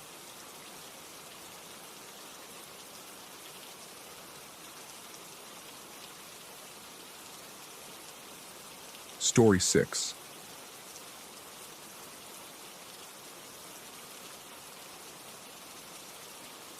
The sound arrived on a Tuesday. I was hunched over my desk in the study, highlighter in hand, when I heard it. The distinct whisper of fabric brushing against fabric. Not loud, not violent, just persistent. The kind of sound a long coat makes when someone walks quickly through a narrow hallway, the hem dragging slightly against the walls. But I lived alone. I lifted my head from the textbook, pen frozen mid-note. The sound continued its journey through the first floor, moving with the deliberate pace of someone who knew exactly where they were going. I tracked it with my ears, starting from the living room, sweeping past the kitchen doorway, then climbing. The stairs creaked in sequence, old wood announcing each invisible step, and the rustling grew fainter as it ascended to the second floor. Then silence. My Albuquerque rental was a 2-story Craftsman, built in the 30s, all hardwood and drafty windows. The kind of place where every settling beam announced itself, where you learned to distinguish between the house breathing and something else. This wasn't the house breathing. I checked everything. Every window was latched. Every door was locked. The closets revealed nothing but my own hanging clothes and the musty smell of someone else's decade-old storage. The upstairs hallway stood empty, afternoon light slanting through the window at the far end, illuminating dust motes that drifted undisturbed. Nothing. I convinced myself it had been the wind, though the air outside hung still and hot, typical for late September. I convinced myself it had been the neighbor's radio, though the nearest house sat 50 yards away across a patch of desert scrub. I convinced myself of many things that Tuesday afternoon, because the alternative required accepting something I wasn't ready to consider. 3 days later, it happened again. I was climbing the stairs, carrying a basket of laundry, when the sound descended toward me. The same whisper of fabric, the same unhurried pace. It moved down from the upper hallway, and I froze on the 7th step, watching the space above me with the kind of paralyzed attention usually reserved for seeing something impossible. The sound passed me. It passed within 3 feet of where I stood, pressed against the banister, and I felt nothing. No displacement of air, no temperature change, no presence that my skin could confirm. Just sound, moving with purpose, continuing down the stairs behind me and into the kitchen, where it stopped. The laundry basket slipped from my hands. Shirts and socks tumbled down the stairs in a cascade of cotton and denim, but I couldn't look away from the kitchen doorway. My heart hammered against my ribs, each beat a small explosion of panic. When I finally forced myself to move, to descend those stairs and peer into the kitchen, I found nothing out of place. The afternoon sun streamed through the window over the sink. The faucet wasn't dripping. The linoleum showed no tracks, no evidence that anything had crossed its yellowed surface. But the runner in the hallway, the narrow strip of burgundy carpet that led from the front door to the stairs, showed something new. Small disturbances in the pile, evenly spaced, following the exact path the sound had taken. They looked like pressure marks, as if something heavy had dragged across the surface. Not footprints, more like the trail a coat's hem might leave, brushing repeatedly over the same strip of floor. I got down on my hands and knees and examined each mark. They were shallow, barely visible except when the light hit them at the right angle. I ran my fingers over them, feeling nothing but the slight difference in texture, where the fibers had been pushed in one direction. The marks hadn't been there that morning. I was certain. I vacuumed every Thursday, and Thursday had been yesterday. That night, I didn't sleep well. I kept listening for the sound. straining my ears against the darkness, but heard only the ordinary symphony of an old house at night. The refrigerator's hum, the occasional groan of pipes, the scuttle of what I hoped was just desert mice in the walls. The next week brought a heat wave that pushed temperatures past 100 degrees. I kept the windows closed and the cooler running, creating a constant white noise that should have masked any subtle sounds. It didn't matter. On Wednesday evening, while I was making dinner, the rustling moved through again. Living room to stairs, up to the second floor. The pattern was becoming familiar, almost routine, except routines shouldn't exist for things that aren't there. I started making notes, dates, times, duration, path. I told myself it was objective observation, data collection, the scientific method applied to an anomaly. Really, it was a tether to rationality, something to prove I wasn't losing my mind. The entries remained frustratingly consistent. Every few days, always following the same route, always at different times, morning, afternoon, evening, never quite predictable enough to anticipate. My focus began to fray. I'd read the same paragraph 4 times and retained nothing. My notes for the upcoming exam devolved into scattered fragments, half-formed thoughts breaking apart before I could capture them. I caught myself staring at empty doorways, waiting. The house felt different now. The silence between occurrences carried weight, like held breath. I became hyper-aware of every sound, mentally cataloging and dismissing them. That's the ice maker. That's the house settling. That's wind in the eaves. The constant vigilance exhausted me. 2 weeks after the first occurrence, I decided to test something. I had an old overcoat, charcoal wool, purchased years ago in a fit of optimism about eastern winters I'd never experienced. It hung in my closet, unworn, smelling faintly of mothballs and regret. I pulled it out and carried it downstairs, the fabric heavy in my arms, substantial in a way that felt important. The coat rack stood by the front door, a brass tree with curved arms that had come with the rental. I hung the overcoat carefully on one of the lower hooks, arranging it so the hem touched the floor. Then I stepped back and studied it, trying to see it as evidence rather than just clothing. The coat hung motionless in the still air. Outside, the desert night pressed against the windows, vast and indifferent. I went to bed without expecting anything, yet unable to stop expecting everything.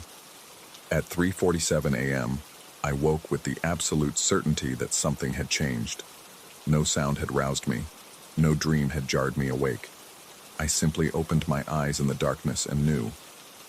I found the overcoat on the landing of the second floor. It lay draped over the banister, one sleeve hanging down toward the lower level, the other stretched along the railing as if reaching for something. The position was too deliberate to be accidental, too specific to be explained by a fall or a shift. I approached slowly, my bare feet silent on the cool wood.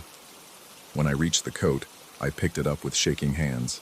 The hem was wet, not damp, wet, soaked through in a band 3 inches high, as if the coat had been dragged through morning dew, though no dew existed inside this climate-controlled house. I squeezed the fabric and water dripped onto the hardwood, each drop loud in the silence, each one impossible. I checked every faucet, every pipe I could access. Nothing leaked. The wall showed no signs of moisture damage. The roof had no visible issues. The water that saturated my coat's hem had no source I could identify. I threw the coat in the dryer and stood watching it tumble through the glass door for 40 minutes, my mind racing through explanations and discarding each one. Sleepwalking. I'd moved it myself while unconscious, except I'd never sleepwalked before, and the water remained unexplained. A leak I'd missed. Except I'd checked everywhere, and no leak would wet only the exact hem of a coat. A prank. Except I lived alone, miles from neighbors, and the doors were locked from the inside. The dryer buzzed. I pulled out the coat, now warm and dry and smelling of artificial spring meadow. I carried it back to my closet and hung it in the far back, behind clothes I actually wore. But the sound continued. Every few days, sometimes twice in one day, sometimes not for a week. Always the same path. Always that particular quality of heavy fabric moving with purpose. I stopped checking for the source. What was the point? Whatever this was, it existed outside my ability to verify or prevent. The runner showed more marks now. The entire length of it bore the faint pattern of something dragging, over and over, wearing a path like water wears stone. I stopped vacuuming, afraid that erasing the marks might somehow make things worse. Though I couldn't articulate why, my studies suffered. I missed an exam, spacing out during a lecture and losing track of time completely. When fellow students asked if I was okay, I heard myself giving vague excuses about insomnia, about stress, about adjusting to the altitude. They nodded with understanding expressions that made me want to scream the truth. Something impossible was happening in my house, and I had proof, and the proof only made everything more terrifying. Because proof meant I wasn't hallucinating. Proof meant the wet hem, the marks in the carpet, the sound itself. All of it was real in some way I couldn't rationalize. I started sleeping on the couch, unable to bear the second floor where the sound always ended its journey. I left lights on throughout the house, a child's defense against darkness that accomplished nothing except higher electricity bills. On a Thursday in late October, I woke on the couch to find my apartment key sitting on the coffee table. I kept my keys on a hook by the door, the apartment key on a ring with two others I rarely used. I distinctly remembered hanging them there before bed. Now the apartment key sat alone in the center of the table, positioned with geometric precision, while the ring and the other keys remained on their hook. Someone, something, had removed it, had carried it across the room, had placed it exactly in the center of the table like a message I didn't want to read. My hands trembled as I picked up the key. It was cold, colder than room temperature should allow, and when I looked closely, I saw something that made my breath catch.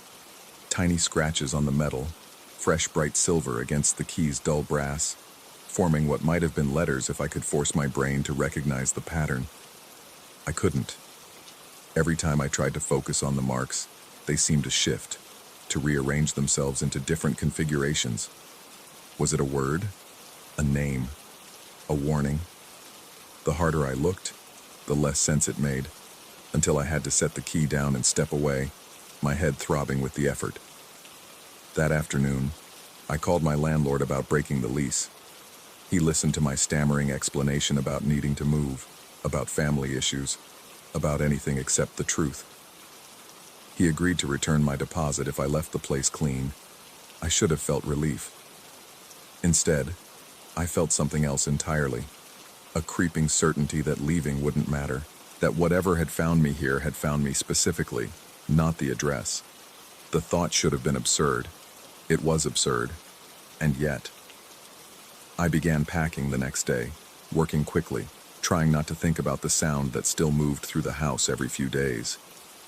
Trying not to notice that the marks in the runner were darker now, more pronounced, as if whatever made them was pressing harder.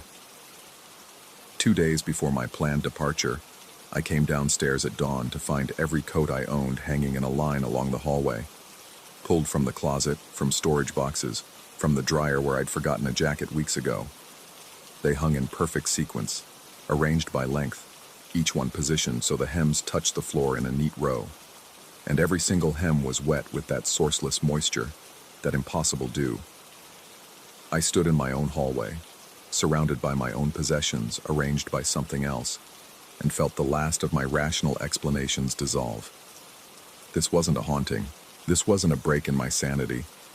This was something communicating in a language I almost understood, using my belongings as alphabet, my space as grammar.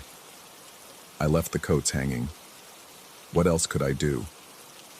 I walked around them to reach the kitchen, made coffee with shaking hands, and tried to pretend I wasn't waiting for the sound.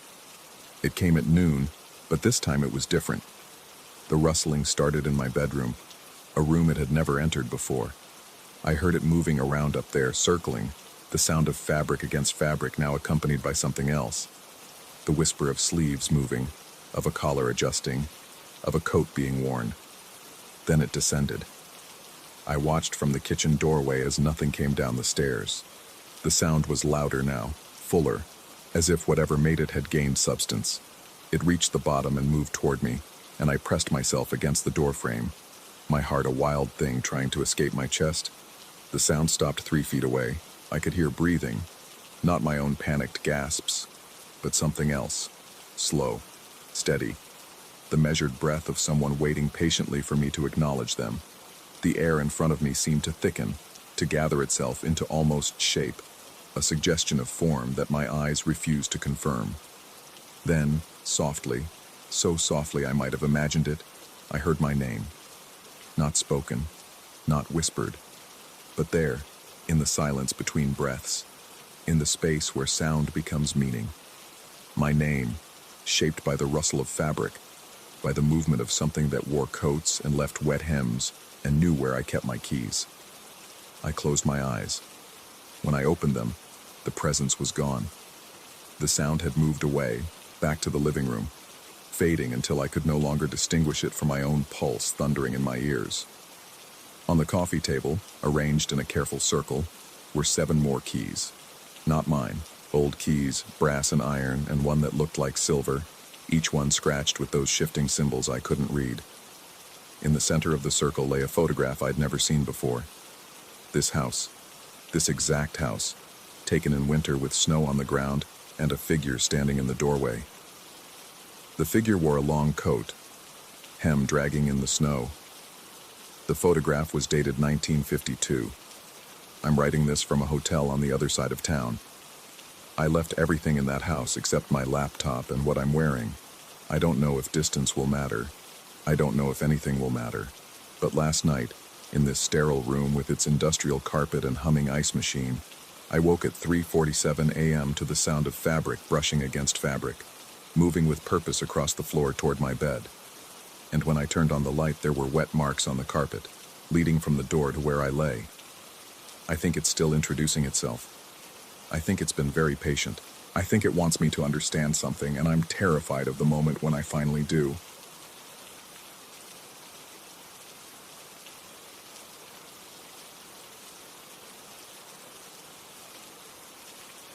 Story 7.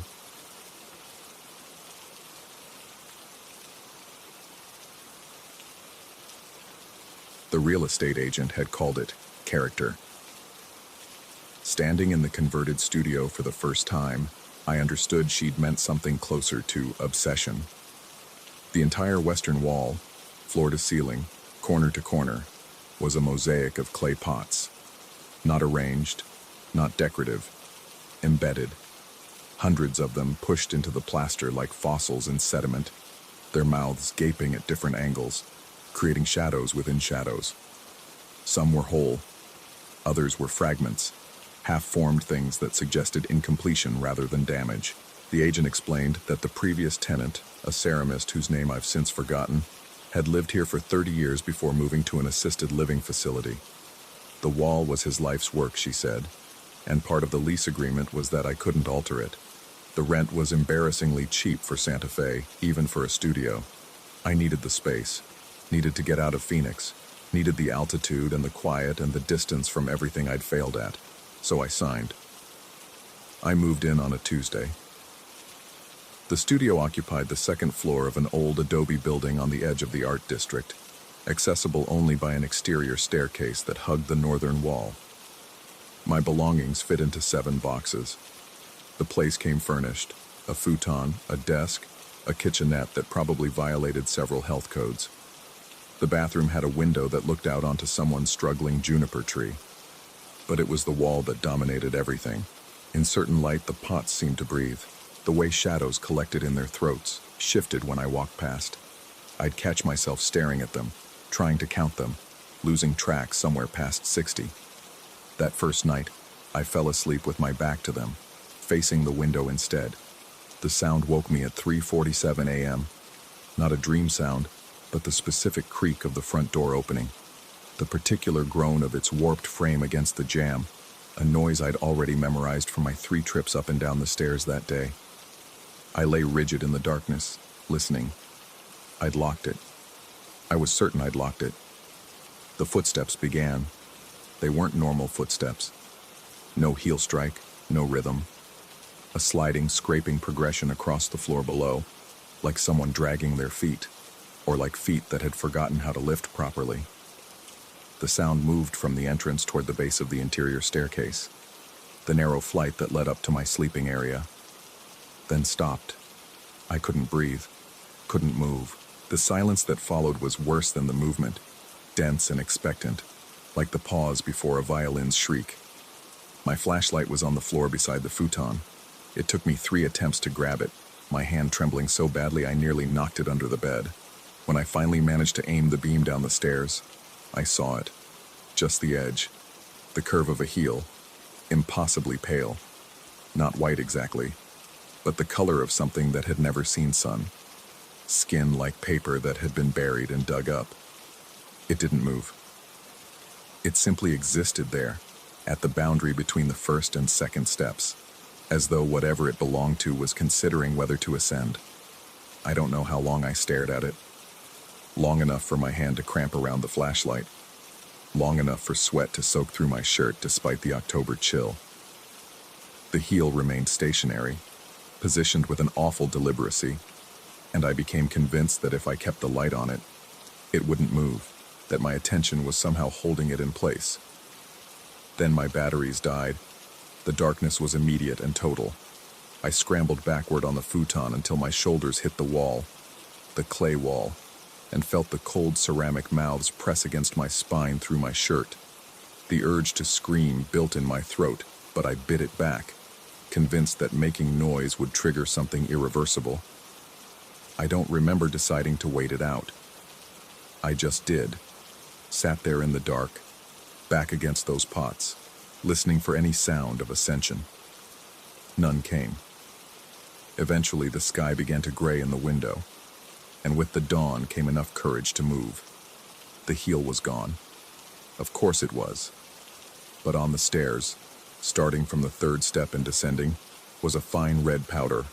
Not dirt, it had a different quality, almost like ground pigment or crushed brick. It was brightest on the 3rd step, then lighter on the 2nd, barely visible on the 1st. I touched it, and it stained my fingertip the color of old blood. I should have left then. Should have grabbed my boxes and driven back to Phoenix. Instead, I cleaned the stairs with a damp cloth and told myself I'd been dreaming. Half asleep, jet-lagged from the move, stress hallucinating. The mind plays tricks. The body manufactures experiences. But the powder had been real. The cloth was stained with it. That afternoon, I stood before the clay wall and really looked at it for the first time. The pots weren't uniform. Some were smooth, others rough with the ceramist's fingerprint still visible in the clay. A few had been glazed in colors that seemed wrong, greens that leaned too yellow, blues that suggested bruising. Most were unglazed, that raw terracotta color that reminded me of desert earth. I put my hand against one of the larger pots, palm flat against its belly. The ceramic was cold, but beneath that cold, I felt something, a vibration so faint it might have been my own pulse transmitted through my hand. I pressed harder. The vibration strengthened, became a rhythm that didn't match my heartbeat. When I pulled my hand away, I noticed something I'd missed before. Scratched into the plaster around several of the pots were marks, not random, deliberate. They formed patterns, 3 in a row, vertically, 3 horizontally. An X scratched through one set, tic-tac-toe.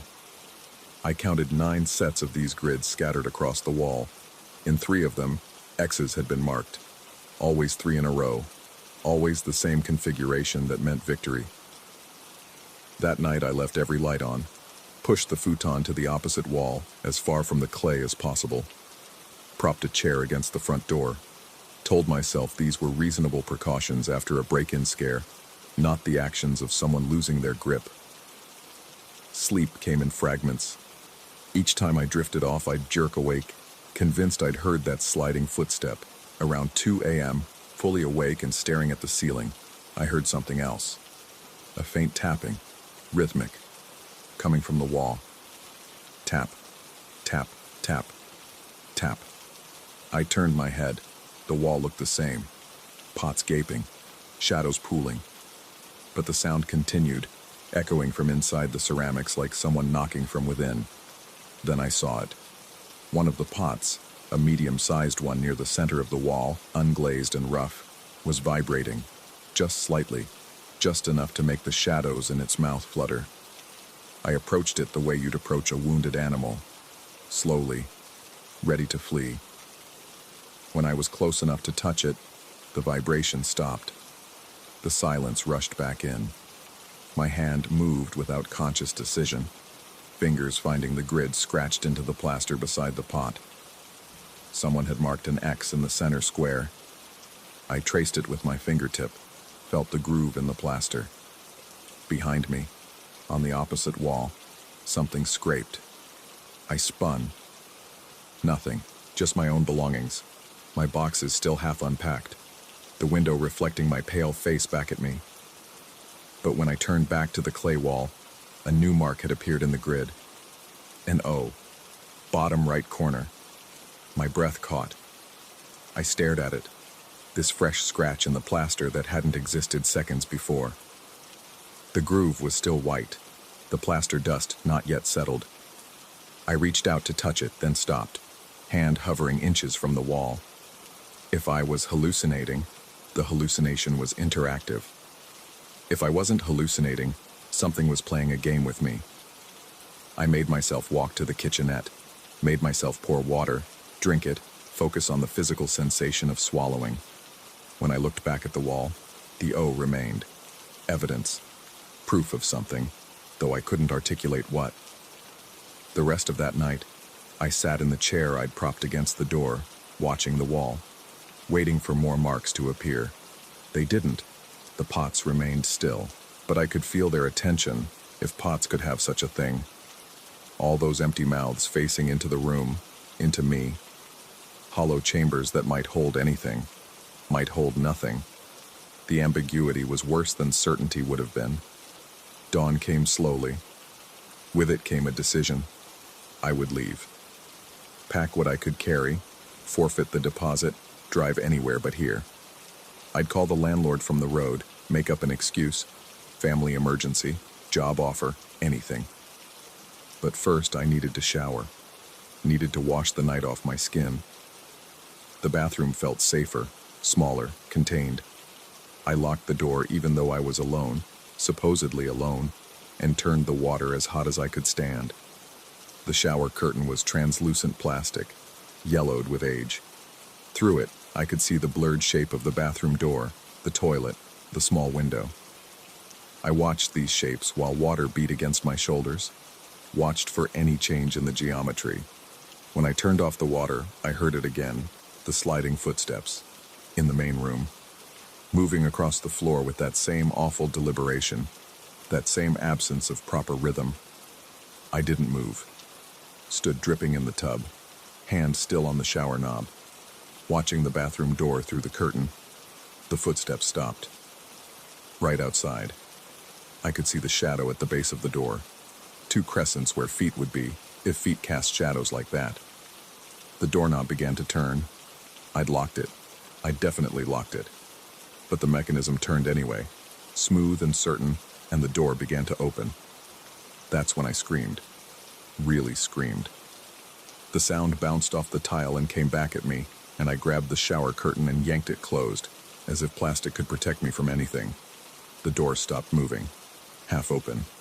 Through the gap in the curtain, I could see into the main room, see the clay wall, see a figure standing before it, not standing, hovering, because the feet, those pale paper-skin feet, weren't quite touching the floor. The body above them was wrong in ways I couldn't process. Too thin in places, too swollen in others, like clay that had been worked by hands that forgot human proportions. And the head was turned away, facing the wall, studying the pots with an intensity that felt like hunger. It raised one arm, long, too long, and touched the wall. The vibration that came from the pots was audible now, a low hum that made my teeth ache. The figure's fingers moved across the embedded ceramics, touching each one, and with each touch the hum changed pitch, creating a melody of sorts. A song made of clay and emptiness. Then it turned its head toward the bathroom. I couldn't see its face. The doorframe blocked it, but I felt its gaze land on me through the curtain. through the steam, through everything that should have hidden me. That attention was physical, a pressure against my chest that made breathing difficult. It began to move toward the bathroom. I don't remember the next part clearly. My mind has filed it under survival response and locked away the details. I remember hurling myself out of the tub, naked and dripping. Remember shouldering past the figure, feeling something cold and yielding against my skin. Remember running down the interior stairs in a panic so pure it transcended thought. The red powder was everywhere, coating the steps like someone had walked up and down them 100 times. My wet feet left prints in it, dark red impressions that looked like wounds. I grabbed my keys from the hook by the door. Miraculously, impossibly, they were there, and fled. Down the exterior stairs, barefoot on cold metal, not caring about the sunrise witnesses or my nudity or anything except the need to put distance between myself and that studio. My car was in the lot behind the building. I got in, locked the doors, and sat there shaking for an hour before I could make my hands steady enough to drive. I went to a motel, bought clothes at a thrift store, tried to convince myself to call the police, then couldn't figure out what I'd tell them. That I'd seen a ghost, that a clay wall was playing tic-tac-toe, that something with pale feet had invaded my studio. 3 days later, I went back, mid-afternoon with the sun high and brutal. Brought a friend from a coffee shop I'd been haunting, told him I needed help moving, offered him $50, safety in numbers, witnesses, sanity checks. The studio looked normal, aggressively normal. My belongings exactly where I'd left them. The futon still pushed against the far wall. No red powder on the stairs. No marks on the floor where the figure had stood. The clay wall was the same. All those pots in their eternal gaping. But when I looked at the tic-tac-toe grids, I saw something new. All 9 games had been completed. X's and O's filled every grid, and in every single one, X had won. 3 in a row, 3 in a row, 3 in a row. My friend asked if I was okay. I told him I'd changed my mind about moving, paid him anyway, waited for him to leave. Then I approached the wall alone. I put my hand against the same pot I'd touched before. Felt that vibration, stronger now, almost eager. The ceramic was warm this time, body temperature, like something living had been pressed against it from the other side. In the fresh plaster dust around the grids, I saw new words scratched in a handwriting that wasn't mine. Your turn. I live here still. The lease is cheap, and I've nowhere else to go. Every few nights, I hear the door open, hear the footsteps that don't walk right. Sometimes I see the heel on the stairs, that pale crescent of impossible skin. Sometimes I wake to find new marks on the wall, new games in progress. I've stopped trying to leave, stopped trying to convince myself it isn't real. The question that haunts me now isn't whether something is here. It's whether I've been playing all along. This morning I found a new pot embedded in the wall. I don't remember it being there before, but memory is a slippery thing. It's larger than the others, positioned at eye level. When I look into its dark mouth, I see my own reflection on the glazed interior, distorted and strange. The reflection is smiling. I'm not. Story 8. The corporate rate was too good to pass up, even for a hotel that looked like it had been wrestling with its own mortality since the Eisenhower administration. The Coronado Grand, a name that suggested opulence the building could no longer deliver, hunched against the San Diego skyline like an old man trying to remember who he used to be. Red brick facade, ornate cornices gone gray with ocean salt, windows that caught the afternoon light in a way that made them look less like glass and more like cataracts. I checked in at 3 p.m. on a Thursday, my shirt still damp with airplane sweat and rental car air conditioning that never quite worked right. The lobby smelled of lemon furniture polish struggling against something underneath, mildew maybe, or that particular staleness that comes from carpets that have absorbed decades of footsteps and forgotten conversations. The woman behind the desk had the rehearsed smile of someone who had given the same welcome speech so many times the words had become a mantra instead of a greeting. Room 412, 4th floor, continental breakfast from 6 to 9. The elevator groaned upward with the resigned wheeze of old machinery. and I watched the brass arrow crawl across the Art Deco number panel. Someone had polished it recently. I could smell the metal cleaner, but the effort only made the tarnish around the edges more obvious, like trying to hide a scar with makeup. The fourth-floor hallway stretched longer than it should have, a trick of the narrow width and the repeating pattern of the carpet. Burgundy with gold filigree that had faded to the color of old blood and tarnished brass. Wall sconces cast more shadow than light. My room sat at the end, naturally, because hotel architecture has its own sense of dramatic irony. The key, an actual brass key, not a card, turned with a solid click that felt almost satisfying. The room itself seemed caught between renovation and decay, like someone had started updating it and then lost interest halfway through. New flat-screen TV mounted on the wall, but the wallpaper behind it showed water stains in the shape of continents that didn't exist. Fresh linens on the bed, but the curtains still carried the weight of cigarette smoke from before smoking bans. That yellowish residue of 1,000 businessmen's stress relief sessions. I was unpacking when the housekeeper appeared in my doorway, her cart blocking most of the entrance. She had the weathered look of someone who had been working in the same building long enough to become part of its infrastructure, more fixture than employee. "You need anything else?" Her accent suggested roots somewhere south of the border, but her English had the flattened vowels of someone who'd lived in California long enough to lose the music. I shook my head, gestured at the fresh towels. She nodded, but didn't move. Instead, she glanced at her cart, piled with folded linens, bottles of cleaning supplies, the usual detritus of hospitality work, and then back at me with an expression I couldn't quite parse. "Funny thing about these carts," she said, half laughing in that way people do when they're testing whether you'll think they're crazy. "Sometimes I come back from a room and everything's been rearranged. Towels I know I left messy, all folded perfect, bottles lined up like soldiers." I offered a polite smile, the kind you give to strangers who are trying to make conversation when you'd rather they wouldn't. "Figured I was just forgetting," she continued, pushing the cart back slightly. "But it happens on floors I haven't even been to yet." She shrugged, the gesture carrying years of learned resignation. "Old buildings, you know, they got their own way of doing things." After she left, I finished unpacking with the kind of mechanical efficiency that comes from too many business trips. Laptop on the desk. Phone charger plugged into the outlet by the bed. Pants folded over the back of the armchair, shirt draped across the top. I had a dinner meeting at 7. The whole reason for this trip compressed into 2 hours of appetizers and forced enthusiasm about quarterly projections. The meeting ran long, as they always do, and by the time I returned to the Coronado Grand, my head was fuzzy with wine I'd drunk to seem sociable, an exhaustion that had less to do with the time zone change and more to do with the grinding tedium of pretending to care about market penetration strategies. The lobby was empty, except for a night clerk who looked up from his phone long enough to nod in my direction before returning to whatever was more important than acknowledging guests. The elevator groaned upward again, and I counted the floors in my head. 1, 2, 3, 4. But the number panel seemed to hesitate between 3 and 4, the arrow quivering like something uncertain. When the doors finally opened, the hallway looked different in the night lighting. The sconces threw longer shadows, and the burgundy carpet seemed darker, almost black in the spaces between pools of light.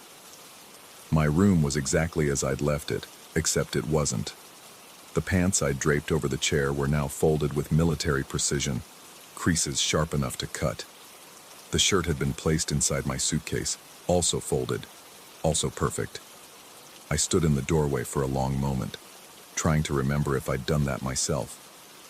The wine made my memory slippery, but I was almost certain, 90% certain, maybe 85, that I'd left them unfolded. The kind of careless draping you do when you know you'll just unfold them again the next morning. Housekeeping, probably. Evening turn-down service I hadn't requested, except there was no chocolate on the pillow, no note, no sign that anyone had been in the room at all, except for these impossibly neat folds. I checked the door lock. Still engaged, the chain still hanging loose where I'd left it, because I never used the chain. The window overlooked an alley, 4 stories up, no fire escape. Everything else seemed untouched. Laptop still on the desk. Wallet still on the nightstand. Phone charger still plugged in. Just housekeeping, I told myself. Enthusiastic housekeeping. I brushed my teeth, changed into the t-shirt and boxers I slept in, and climbed into bed. The mattress was softer than I'd expected, the kind that makes you sink down and wonder if you'll be able to get up in the morning. The pillows smelled like industrial detergent and something floral underneath, probably the same scent they used in every chain hotel from here to Boston. Sleep came quickly, heavy and dreamless, the kind of unconsciousness that feels less like rest and more like a temporary death. The weight woke me, not a sound, not a light, just the sudden, unmistakable sensation of someone sitting down on the edge of the bed, the mattress compressed, springs shifting with the physics of occupied space. My eyes snapped open to darkness so complete it felt textured, and my heart started hammering with the kind of primal panic that bypasses rational thought entirely. The bedside clock read 4:07 a.m. in glowing red numbers. I held my breath, listening. Nothing. No breathing, no movement, no sound except the old building settling around me and the distant hum of the heating system. But the weight remained, keeping the mattress depressed, keeping my body tilted slightly toward the edge where something, was sitting. I reached for the lamp, fingers fumbling for the switch. The light came on with a click that sounded too loud in the silence, and I jerked upright, heart in my throat. Empty. The bed was empty. The indentation I could swear I'd felt, had vanished. The mattress lay flat, undisturbed, the covers smooth except where I'd thrown them back. I stared at the spot for a long time, breathing hard, trying to reconcile the sensory certainty of weight with the visual evidence of nothing. That's when I saw the reflection. The TV was off, screen black as a mirror, and in that darkness I could see the room behind me rendered in dim, distorted relief. The bed, the nightstand, the window with its heavy curtains, and there, against the dresser opposite the TV, a figure in a dark suit, standing perfectly still, hands clasped in front, face obscured by the poor resolution of the reflection, but the posture unmistakable. Someone waiting, someone watching. I spun around so fast my neck cracked. The dresser held only the complimentary flowers, fake roses in a glass vase, the kind of desperate attempt at elegance that only emphasizes the cheapness of everything else. No figure, no suit, just flowers and the water-stained wallpaper, and my own reflection in the mirror above the dresser, wide-eyed and pale. I looked back at the TV screen, empty now. Just the room reflected back at me, everything in its place, everything accounted for, except I'd seen it. I'd seen him. The suit, the posture, the presence. I didn't sleep the rest of the night. I sat in the armchair with every light on, laptop open to provide additional illumination, and searched for information about the hotel. Reviews mostly, the usual complaints about noise and outdated decor and breakfast that tasted like cardboard. But buried in the older reviews, the ones from 5, 6, 7 years ago, were other comments. Someone mentioned feeling watched.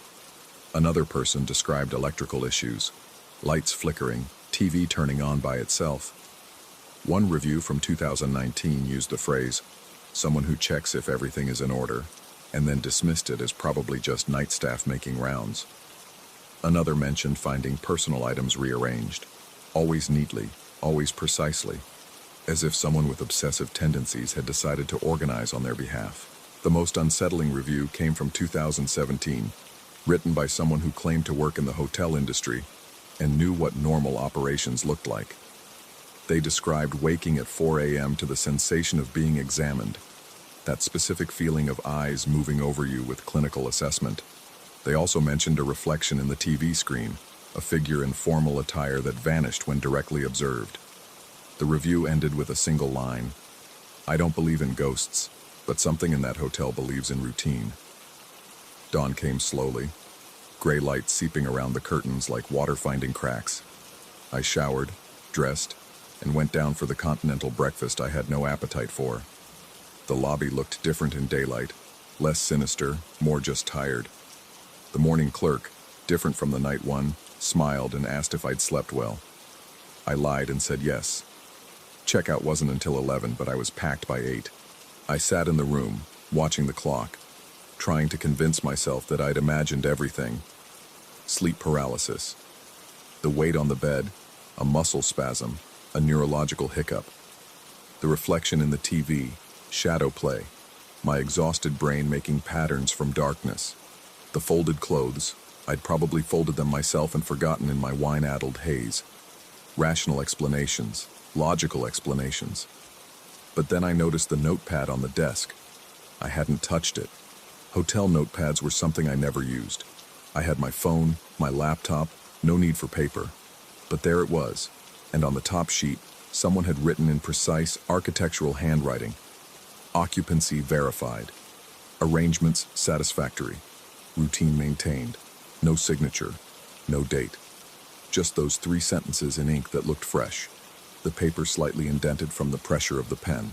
I stared at it for a long time, long enough that the heating system cycled on and off twice, long enough that the maid cart rattled past in the hallway outside. Then I very carefully tore off the sheet, folded it, and put it in my wallet. I checked out early. The desk clerk, the same rehearsed smile, the same vacant politeness, asked if everything had been satisfactory. I said yes, because what else could I say? That your hotel has a presence that reorganizes luggage and sits on beds and watches guests sleep? That something wearing a suit appears in reflections but not in reality? That I felt examined, assessed, cataloged by something that exists in the space between 4 a.m. and dawn? She smiled and wished me a safe trip.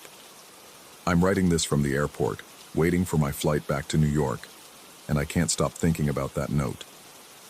The handwriting was too perfect, too practiced, the kind of penmanship they don't teach anymore, the kind that suggests someone who learned to write with a fountain pen and strict attention to form. Someone from another era. Or maybe I'm losing my mind. Maybe the stress of work and travel and pretending to care about quarterly projections has finally fractured something fundamental in my ability to distinguish between real and imagined. Maybe I wrote that note myself in some kind of fugue state and don't remember. Maybe the weight on the bed was nothing more than my subconscious manifesting physical symptoms of anxiety. Maybe. But I keep thinking about what the housekeeper said, about the carts that arrange themselves, about old buildings having their own way of doing things, about routines that persist beyond the people who establish them, habits that calcify into something more than habit, that take on a life, or an unlife, of their own. I'm thinking about booking a different hotel next time, somewhere new, somewhere without history. But part of me, a part that's growing larger the longer I sit here, the more I turn that folded note over and over in my hands, suspects it won't matter, because I think I've been cataloged now, verified, assessed and found. What? Acceptable? Satisfactory? I don't know. All I know is that last night, something sat on my bed at 4 a.m. Something checked to make sure everything was in order. Something that wears a suit and exists in reflections and maintains a routine that predates my arrival and will persist long after my departure. And I think, I'm almost certain, that it's still checking. Even now, in this bright, fluorescent airport, surrounded by the ordinary chaos of travelers and announcements and overpriced coffee, I can feel it. That sensation of being observed, of being part of someone else's list, someone else's inventory, the weight of attention from something that takes its duties very seriously, something that never stops making its rounds. My flight's boarding. I should go. But I keep looking at the reflections in the window glass, the dark screens of the departure monitors, any surface that might show me what I can't see directly, watching for a figure in a suit, waiting for the confirmation that I haven't imagined any of this, or hoping that I have. I'm not sure which possibility frightens me more.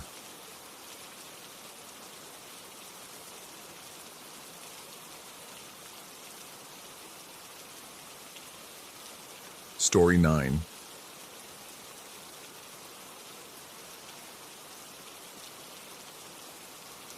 The thing about warehouse work is that nobody tells you about the silence, not the quiet silence, the kind that presses against your eardrums until you hear your own pulse, until the building itself seems to hold its breath.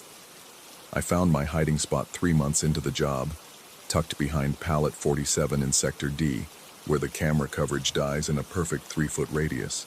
The security guy who trained me, old-timer with coffee breath, had shown me the blind spots on his monitor with something like pride, as if the gaps in surveillance were features rather than flaws. Weekends were different. Skeleton crew, just me and 2 others spread across 200,000 square feet of concrete and metal shelving that reached toward fluorescent lights like the ribs of some massive beast. The building groaned when the wind picked up, structural complaints that echoed through the corridors. But that Saturday afternoon, the air outside hung still and heavy, the kind of Midwest humidity that makes your shirt stick to your spine. I'd claimed my corner around 2 in the afternoon, settling in for the final stretch before my shift ended at 5. The routine was simple: back against the wall, phone on silent, eyes half closed. The motion sensors in the corridor only triggered when you crossed their threshold, so if you stayed perfectly still in the dead zone, you could exist outside the company's electronic gaze. Invisible. Forgotten.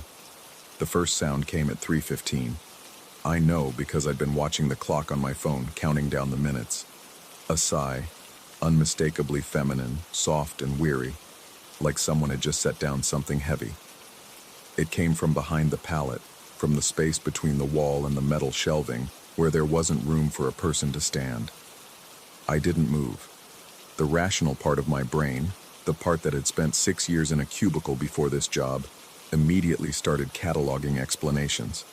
Acoustic anomaly, sound traveling through the ventilation system, stress, exhaustion. The third cup of break room coffee hitting wrong, but my body knew something my mind refused to acknowledge. Every hair on my forearm stood at attention, and my breath had gone shallow without my permission. 67 minutes later, I heard her again. The voice came with direction this time, emanating from that same impossible space behind the pallet, but closer somehow, as if the geometry of the corner had shifted when I wasn't paying attention. The words were clear, measured, tinged with a politeness that felt wrong in a place like this. "Oh, hello." Not a question, not quite a statement, just those 2 words, delivered with the careful enunciation of someone speaking to a stranger at a grocery store, acknowledging an accidental meeting in the produce aisle. My throat had gone dry. I tried to swallow and couldn't. The overhead lights, those buzzing fluorescent tubes that never fully illuminate, that always leave shadows in the corners, seemed to dim, though that might have been my imagination. I should have responded, should have stood up, walked around the pallet, confronted whatever stood there. Instead, I whispered back, a barely audible acknowledgement that felt like a confession, like admitting I believed in what I was hearing. The word left my mouth as a question, though I couldn't remember deciding to make it one. "Hello?" The motion sensor in the corridor should have triggered. It always triggered. Even when the building settled, even when temperature differentials caused the metal to expand and contract, the infrared beam would catch the movement and flood the hallway with harsh white light. But the corridor remained dark, visible only by the ambient glow from the main warehouse floor 50 feet away. Then came the footsteps. Not the sharp click of heels or the rubber squeak of sneakers on concrete, but the distinct metallic resonance of someone walking on the graded catwalks that ran along the upper storage levels. Measured, deliberate, the sound moved back and forth, pacing the length of the catwalk directly above my position, and I could track it by ear. 15 feet one direction, pause, 15 feet back. The pattern repeated. 4 times, 5, 6. Each repetition carved deeper into my composure. Whoever walked up there was deciding something, weighing options, making calculations I couldn't fathom. The pacing suggested contemplation, and contemplation suggested intelligence, and intelligence suggested intention, and intention was the thing I'd been trying very hard not to think about. I checked the schedule on my phone. Both other crew members were assigned to sectors F and H, opposite ends of the building. The upper catwalks in Sector D weren't accessible without going through the main floor, which meant passing 3 separate camera zones. Nobody could have gotten up there without being recorded. Unless they'd been up there all along. The thought arrived fully formed, invasive. And once it took root, I couldn't dislodge it. How long had I been coming to this corner? 12 weeks? 13? Always the same spot, same time, same routine. Predictable, traceable. The kind of pattern that could be studied, memorized, anticipated. My badge hung from my belt loop on a retractable cord. Company policy had to be visible at all times, even though the only security checkpoint was at the main entrance and nobody ever actually checked them once you were inside. The plastic rectangle carried my photo, my name, an RFID chip that logged my movements through the facility. It knew where I was. It always knew. I unclipped it, felt the weight in my palm. The decision came from somewhere beneath conscious thought, driven by an impulse I couldn't name. I wanted the light to come on. Needed it. The motion sensor would detect the falling badge, would illuminate the corridor, would prove that the darkness was just darkness and nothing more. The badge left my hand. I watched it arc through the air, tumbling end over end, catching faint glimmers from the distant warehouse lights. It hit the concrete with a plastic clatter that seemed too loud in the silence, the retractable cord snaking out behind it. And then it moved.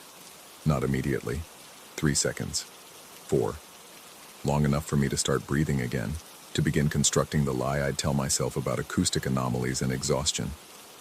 Then the badge scraped across the floor, a sound like fingernails on pavement, moving in a slow arc. Not the straight slide of something kicked, not the erratic tumble of something blown.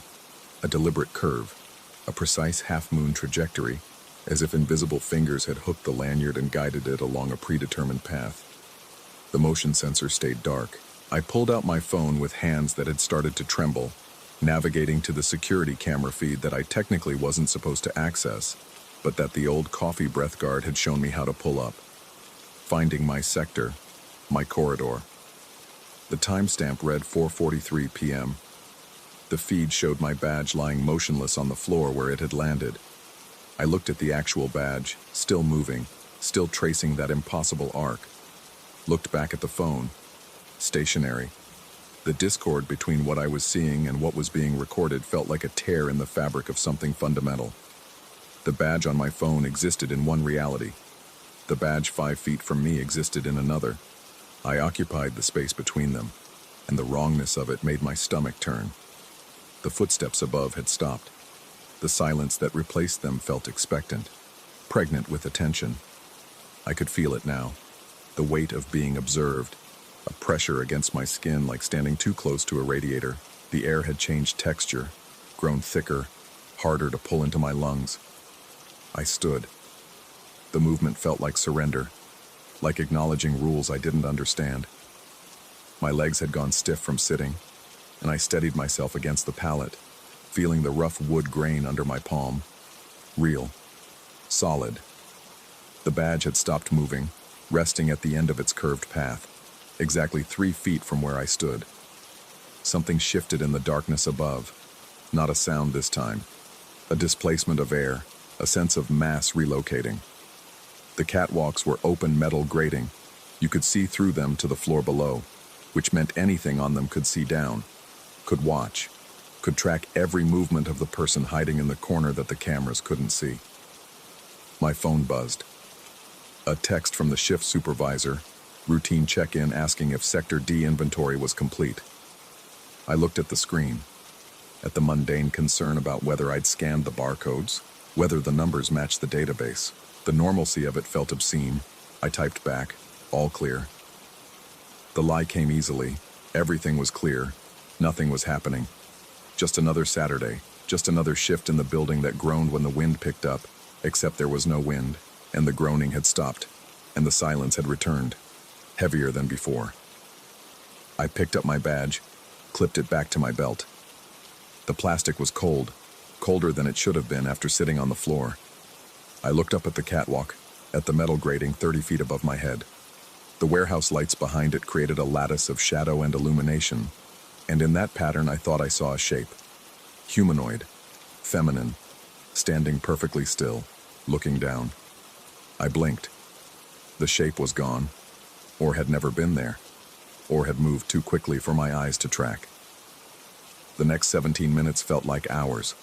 I stayed standing, back pressed against the pallet, eyes moving between the corridor, the catwalk, my phone.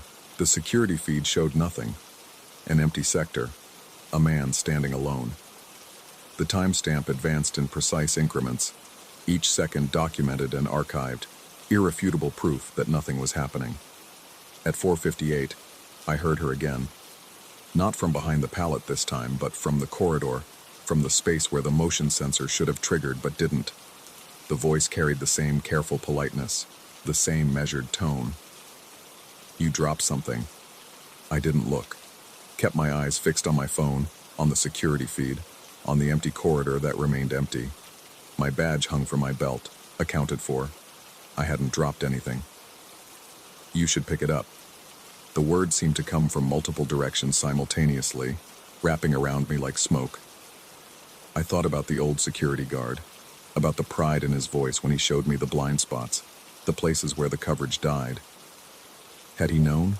Had others hidden here before me, weekend after weekend, invisible to the cameras? Had they heard her too? My shift ended at 5. The relief crew would arrive at 5:15, the building cycling through its change of personnel like a massive organism exchanging cells. I could wait. Could stand here for 17 more minutes. Could walk out at precisely 5 o'clock. Could clock out and drive home and never come back to Sector D. But the thought of staying still, of maintaining position while that voice moved around me, while footsteps that might or might not exist paced overhead, it felt like an invitation to something I couldn't name. The corner that had seemed like refuge now felt like a trap, like I'd been herding myself into this exact position for months, following a pattern I hadn't chosen. I stepped into the corridor. The motion sensor should have triggered. It didn't. The darkness remained absolute, broken only by the distant glow from the main floor. I walked forward, counting steps. 3, 5, 7. At 10 steps, the sensor finally clicked, flooding the hallway with fluorescent white. I turned to look back at my corner, at pallet 47, at the space where I'd spent so many afternoons hiding from cameras that couldn't see me anyway. In the harsh light, it looked smaller than I remembered, more cramped, the kind of place that would make you feel claustrophobic after too long. The catwalk above was empty. I could see every inch of it now, the metal grating, the safety railings, the ladder access points. No one there. No one had been there. My phone buzzed again. The shift supervisor. "Thanks. Have a good weekend." I looked at the security feed one more time. The corridor showed me standing in the light looking back at an empty corner. The timestamp read 5 p.m. exactly. My shift was over. As I walked toward the exit, my footsteps echoing in the vast space, I heard it one last time. Not behind me. Not from the catwalk. From inside my own head, or from everywhere at once. I couldn't tell the difference anymore. "Same time next week?" The question mark was audible, a rising inflection that expected an answer. I didn't give one. Kept walking. Through Sector D, through the main floor, past the security checkpoint where the night guard nodded without looking up. My badge beeped as I scanned out. The system logged my departure, 5:03 p.m. Saturday, within normal parameters. I sat in my car for 20 minutes, watching the warehouse through the windshield. The building looked ordinary in the fading daylight, just another industrial structure off the interstate, indistinguishable from 1,000 others. The windows reflected the sky, giving nothing away. I came back the following weekend. I can't explain why. Maybe because the alternative, quitting, never knowing, spending the rest of my life wondering, felt worse than returning. Maybe because part of me needed to prove it had been exhaustion, stress, the third cup of coffee hitting wrong. Maybe because when I reviewed my phone's recording of the security feed later that night, in the privacy of my apartment, I saw something I'd missed in the moment. At 4:43 p.m., when my badge was moving in that impossible arc on the floor beside me, the camera showed it lying still. But in the corner of the frame, in the space behind pallet 47 where there wasn't room for a person to stand, the shadows seemed denser than they should have been. And if you looked closely, if you let your eyes adjust to the grainy footage, you could almost see them moving. Almost see them breathing. I'm in my corner now. Same spot, same time. The building is quiet. The corridor is dark. My badge is clipped to my belt, and I'm waiting to hear if she'll say hello. Story 10. The thing about night drives through Wisconsin timber country is that your mind starts filling in the empty spaces. Mile after mile of two-lane blacktop cutting through walls of pine and birch, nothing but your headlights and the occasional deer carcass to mark the passage of time. I'd driven this route home from the plant for 3 years, 11 at night, 5 days a week. I knew every curve, every pothole, every place where the tree canopy grew so thick it swallowed the moonlight whole, which is why I noticed her immediately. She was walking along the grass verge about 50 yards ahead, caught in the sweep of my high beams. Athletic build, pleated skirt swaying with each stride, knee-high socks, the kind of outfit that belonged at a private school, not on a deserted forest road at 11 p.m. No car in sight, no house for miles, just her, moving with the kind of purposeful gait that suggested she knew exactly where she was going. I eased off the gas, let the pickup slow. My foot hovered over the brake. Common sense said to stop, offer help. This was rural Wisconsin, not a place you left people stranded. But something in my gut twisted, a primal instinct that predated reason. She never turned around, never acknowledged the wash of light that must have painted her shadow long across the wet grass. The evening rain had stopped an hour ago, leaving everything slick and gleaming. I flipped on my hazards and pulled onto the shoulder about 20 feet past her. Killed the engine. The clicking of the blinkers filled the cab, rhythmic and too loud. Through the rearview mirror, I could see her still walking, getting closer. I waited for her to reach the truck, to knock on the window, to call out. She didn't. I counted to 30 in my head, then opened the door. The dome light seemed obscenely bright. The air outside carried that particular Northwoods dampness, all earth and pine needle mulch in standing water. My boots hit the pavement with a sound that echoed into the trees. The grass verge was maybe 10 feet wide, a buffer between asphalt and forest. I'd seen her walking right there, clear as anything. I walked toward the back of the truck where she should have been. Nothing. I stood there, flashlight in hand, thumb on the button. The blinkers kept ticking. Click, click, click. The forest breathed around me, a living thing of rustling leaves and settling branches. I hit the light. The beam swept across the grass, across that perfect strip of lawn that separated road from wilderness. The rain had left everything soaked, the kind of wet that would take hours to dry, and the grass lay completely undisturbed. Every blade straight, every inch covered in that telltale sheen of evening dew. No footprints, no trail, no sign that anyone had walked there at all. My hand started to shake, just slightly. I kept the beam moving, methodical, searching for any indication I'd been wrong about what I'd seen. But wet grass doesn't lie. You walk through it, you leave a trail. Physics. Basic cause and effect. The snap came from the tree line. Not a branch breaking. I'd heard plenty of those. This was sharper, more deliberate. The sound of something barefoot stepping on a twig. That specific crack of wood underweight. Close. Maybe 15 feet into the darkness. I froze. The flashlight beam held steady on the grass. Silence stretched out, thick enough to choke on. Then another sound, softer this time. Something moving through the underbrush, but wrong. No rustling of leaves, no swishing of disturbed ferns. Just the quiet, careful placement of feet on forest floor. I should have gotten back in the truck. Should have locked the doors and driven until I hit the highway. Instead, I stood there, listening to something walk parallel to me in the woods, matching my breathing, stopping when I stopped. The rational part of my brain tried to kick in. Deer, probably, or a coyote. Nothing unusual, just my nerves playing tricks after a long shift. But I'd grown up in these woods. I knew the sounds of the animals that lived here. This wasn't any of them. I backed toward the truck, keeping the flashlight trained on the tree line. The hazards kept blinking, painting everything in intermittent orange. The footsteps in the woods stopped. I reached for the door handle. That's when I saw the reflection in the window. Just for a second, caught between blinks of the hazard lights. A face looking over my shoulder. Pale, too close, gone before I could fully register it. I spun around. The grass stretched empty behind me, undisturbed and glistening. The forest stood silent. I got in the truck and drove. Didn't look back, didn't slow down until I hit my driveway 20 minutes later. Sleep didn't come that night. I lay in bed, watching shadows move across the ceiling, listening to the house settle. Every creak became footsteps. Every whisper of wind against the window became breathing.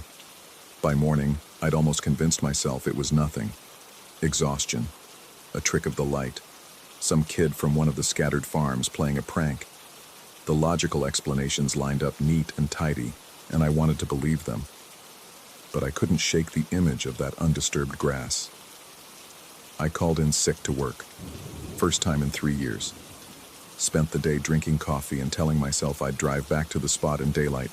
Proved to myself there was nothing to worry about. But when afternoon came, I found reasons not to go. Tomorrow, I thought. I'll do it tomorrow. That night, I took the long way home. Added 40 minutes to my drive, looping around on the highway instead of cutting through the forest. The detour felt like admission, like I was giving power to something that didn't deserve it. But I drove it anyway. 3 nights passed. 3 nights of the long route, of checking my locks twice before bed, of keeping lights on in rooms I wasn't using. I told myself it was temporary, just until my nerves settled. On the 4th night, I forced myself back to the usual road. Couldn't avoid it forever. Couldn't let one strange incident rewrite my entire life. The first few miles felt normal enough.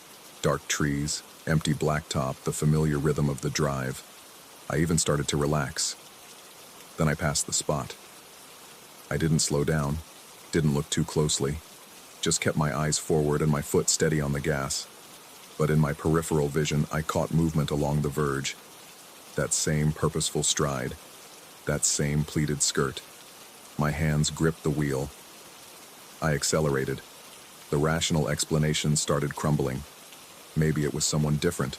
Maybe there was a reasonable explanation for why someone would walk that stretch of road at night, in the same outfit, in the same spot. Maybe. The radio cut to static. Just for a moment, but long enough to make my skin crawl. When it came back, the classic rock station sounded tinny, distant, like it was playing from somewhere far away. I turned it off. The silence felt worse. My rearview mirror showed nothing but darkness and the fading glow of my taillights. But I couldn't shake the feeling that something was watching, that if I looked at just the right angle, I'd see her sitting in my back seat, knee-high socks and all. I didn't look. The last 10 miles home, I drove with my eyes locked forward. When I pulled into my driveway, I sat in the truck for a full minute before I could make myself get out. The yard light cast everything in harsh yellow. My house looked ordinary, normal, safe, but I checked every room before I could settle.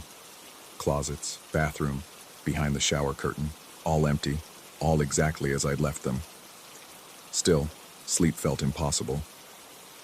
I made coffee instead, sat at my kitchen table and watched the darkness outside my window. Around 3 a.m. I heard it. That same sound from the roadside. The soft, deliberate step of something barefoot. But this time, it was in my yard. I turned off the kitchen light, pressed myself against the wall next to the window. Through the gap in the curtains, I could see the illuminated rectangle of grass beneath the yard light. Everything still, everything quiet. Then a shadow crossed the edge of the light. Too quick to make out details, but I caught the shape. Human, moving with that same athletic stride. My breath caught. The shadow circled the lit area, staying just beyond clear visibility. Around and around, an irregular orbit that never quite brought it into full view. I stood frozen, coffee forgotten, watching this thing trace patterns in my yard. It stopped. Right at the edge of the light, it stopped. And though I couldn't see a face, couldn't make out features, I knew with absolute certainty that it was looking at my window. Looking at me. I dropped below the sill. Crawled to the living room on my hands and knees. Found my phone. My fingers shook so badly it took 3 tries to dial. The sheriff's deputy arrived 20 minutes later. Nice kid, couldn't have been more than 25. He walked the perimeter with his flashlight, checked the woods behind my property, took my statement with the kind of patient professionalism that made me feel both grateful and slightly insane. He found nothing. No footprints in the soft earth beneath my window. No evidence anyone had been in the yard at all. After he left, I sat in my living room with all the lights on and tried to piece together what was happening. Hallucinations? Some kind of breakdown brought on by stress? But the grass at the roadside had been real. The undisturbed dew had been real. You couldn't hallucinate physics, unless you could. I stopped driving that road, took the long way for a week, then 2. Started seeing someone, a therapist the plant's HR department recommended. She talked about stress, about the brain's capacity for creating patterns, about how isolation and routine could warp perception.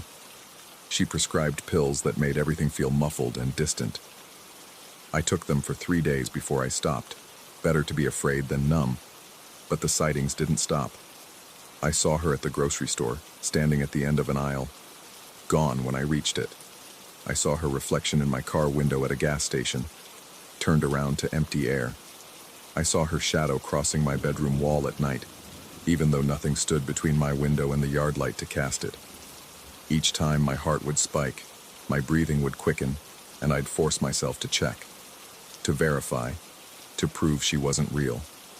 And each time, there would be nothing. No footprints, no disturbance, no evidence of anything except my own unraveling nerves. The therapist suggested I was experiencing a psychotic break. Recommended inpatient treatment. I missed appointments instead, let the prescriptions lapse, stopped answering her calls. Because here's what I couldn't tell her: the sightings were getting clearer. At first, just a glimpse, a shape, a suggestion of presence. But with each occurrence, I could make out more details.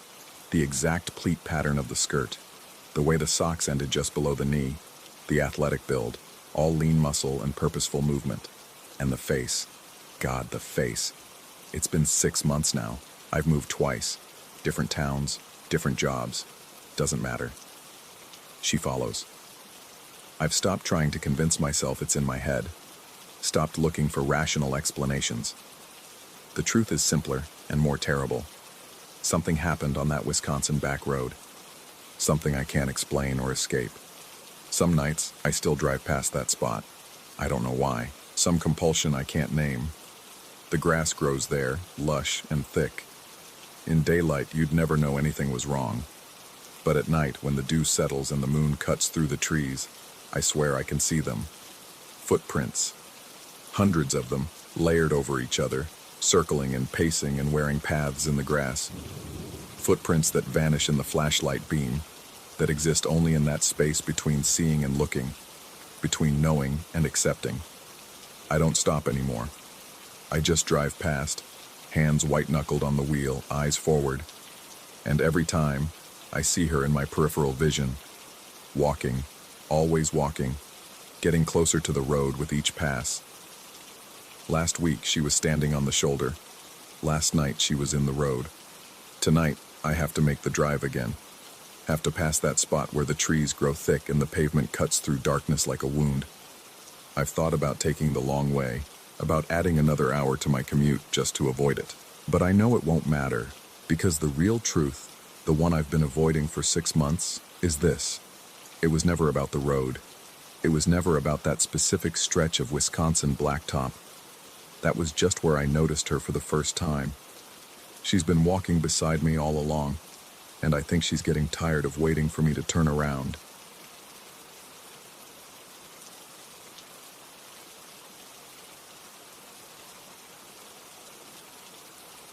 Story 11.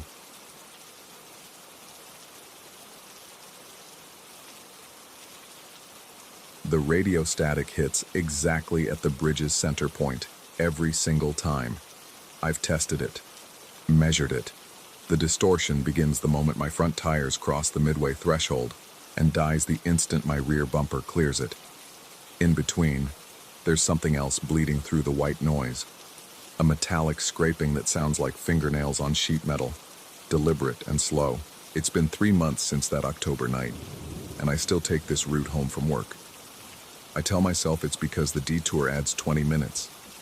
I tell myself the bridge is public property, that I have every right to use it. But the truth sits heavier in my chest with each crossing. I need to know. I need to understand what happened under that narrow span of concrete and rebar, where Raccoon Creek cuts through the woods 5 miles outside Des Moines. The first time was innocent enough. 4 of us crammed into my Civic after a forgettable Thursday at the brewery. Myself, Theo, his girlfriend Jillian, and her brother Declan, who was visiting from Omaha. Someone suggested finding a quiet spot to finish our conversation about something I can't even remember now. The details before have become fuzzy, like trying to recall a dream afternoon. But everything that came after remains crystalline, preserved in the kind of clarity that trauma brands into memory. Theo directed me down Route 43, past the abandoned grain elevator, onto a gravel access road I'd never noticed, despite driving past it hundreds of times. The bridge appeared suddenly in my headlights, barely wide enough for one vehicle, its metal railings streaked with rust. Below I could hear the creek moving, swollen from recent rain. The sound was immediate and encompassing, that particular white noise of moving water that drowns out everything else. I killed the engine. We sat there in the dark, windows cracked, letting the cold October air seep in while the creek rushed beneath us. The temperature had dropped fast after sunset, and our breath began fogging the windows within minutes. Jillian mentioned how peaceful it was. Declan made some joke about horror movies starting exactly like this. We laughed, but the sound felt wrong somehow, too loud against the water's constant susurration. Then the air changed. I noticed it first as a pressure in my ears, like the barometric shift before a thunderstorm. The temperature plummeted further. I could see it in the sudden violence of our exhaled breath, in the way frost began forming on the inside corners of the windshield. The water sound grew muffled, as if someone had wrapped the bridge in cotton. That's when we heard her. The crying came from below, from the hollow space between the creek and the bridge deck.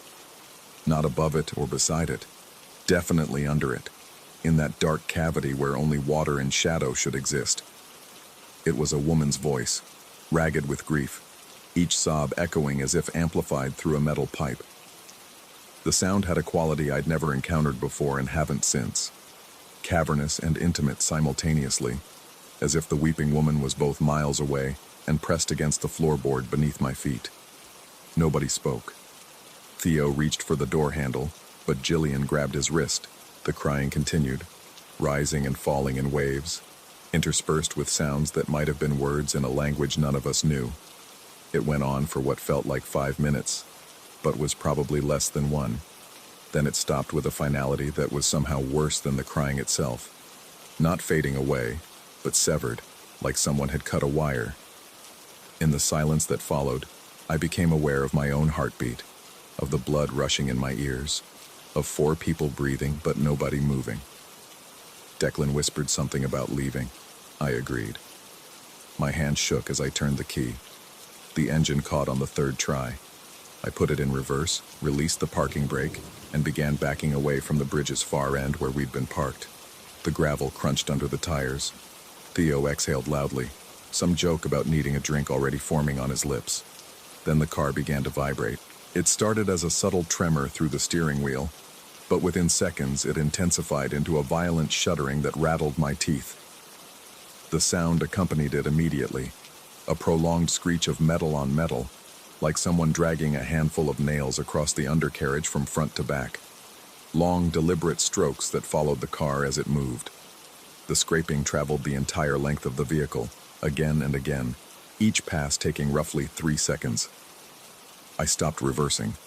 The vibration stopped. The scraping stopped. I waited, foot on the brake, engine idling. Nobody said anything. Then I tried again, easing off the brake, letting the car roll backward. The instant we moved, it resumed. That horrific scraping, those methodical scratches from underneath, as if invisible fingers made of iron were clawing at the bottom of my car. Jillian made a sound in the back of her throat that wasn't quite a scream. I punched the accelerator. We shot backward off the bridge in a spray of gravel, the scraping following us until the rear tires hit the main road. Then it ceased as abruptly as the crying had. We sat there on Route 43, engine running, high beams illuminating empty road. For a long moment, nobody moved. Then Theo suggested we look underneath. We did, using our phone flashlights to examine the undercarriage and the roadside weeds. Nothing. Not a scratch. Not a dent. The car looked exactly as it had when we'd arrived. Declan made a comment about acoustics, about the creek creating weird echoes. Jillian mentioned stress and suggestion, how groups can convince themselves they've experienced things. Theo said nothing, but I saw his hand shaking as he lit a cigarette. We drove back to town in silence, the radio off, each of us locked in our own thoughts. I dropped them off and went straight to a 24-hour gas station with a service bay. The attendant on duty walked around my Civic twice with a flashlight, checking the wheel wells, the exhaust, the undercarriage panels. He asked if I'd driven through a construction site. I told him I wasn't sure what I'd driven through. He didn't find anything wrong. The next morning, I took it to my regular mechanic. He put it on the lift and spent 30 minutes examining every inch of the bottom. No scratches, no scrapes, no damage whatsoever. He asked if I'd heard any unusual noises. I told him I must have imagined it. I tried to let it go. I didn't drive past the bridge for 2 weeks. Theo and I met for drinks once, and neither of us mentioned that night. Jillian unfriended me on social media. Whether related or not, I don't know. Declan went back to Omaha, but my commute home from work takes me down Route 43. The detour through town adds time and traffic. So eventually, inevitably, I started driving past the bridge again. The first time I approached it in daylight, my hands tightened on the wheel without conscious thought. I slowed down, looking at the structure as I passed.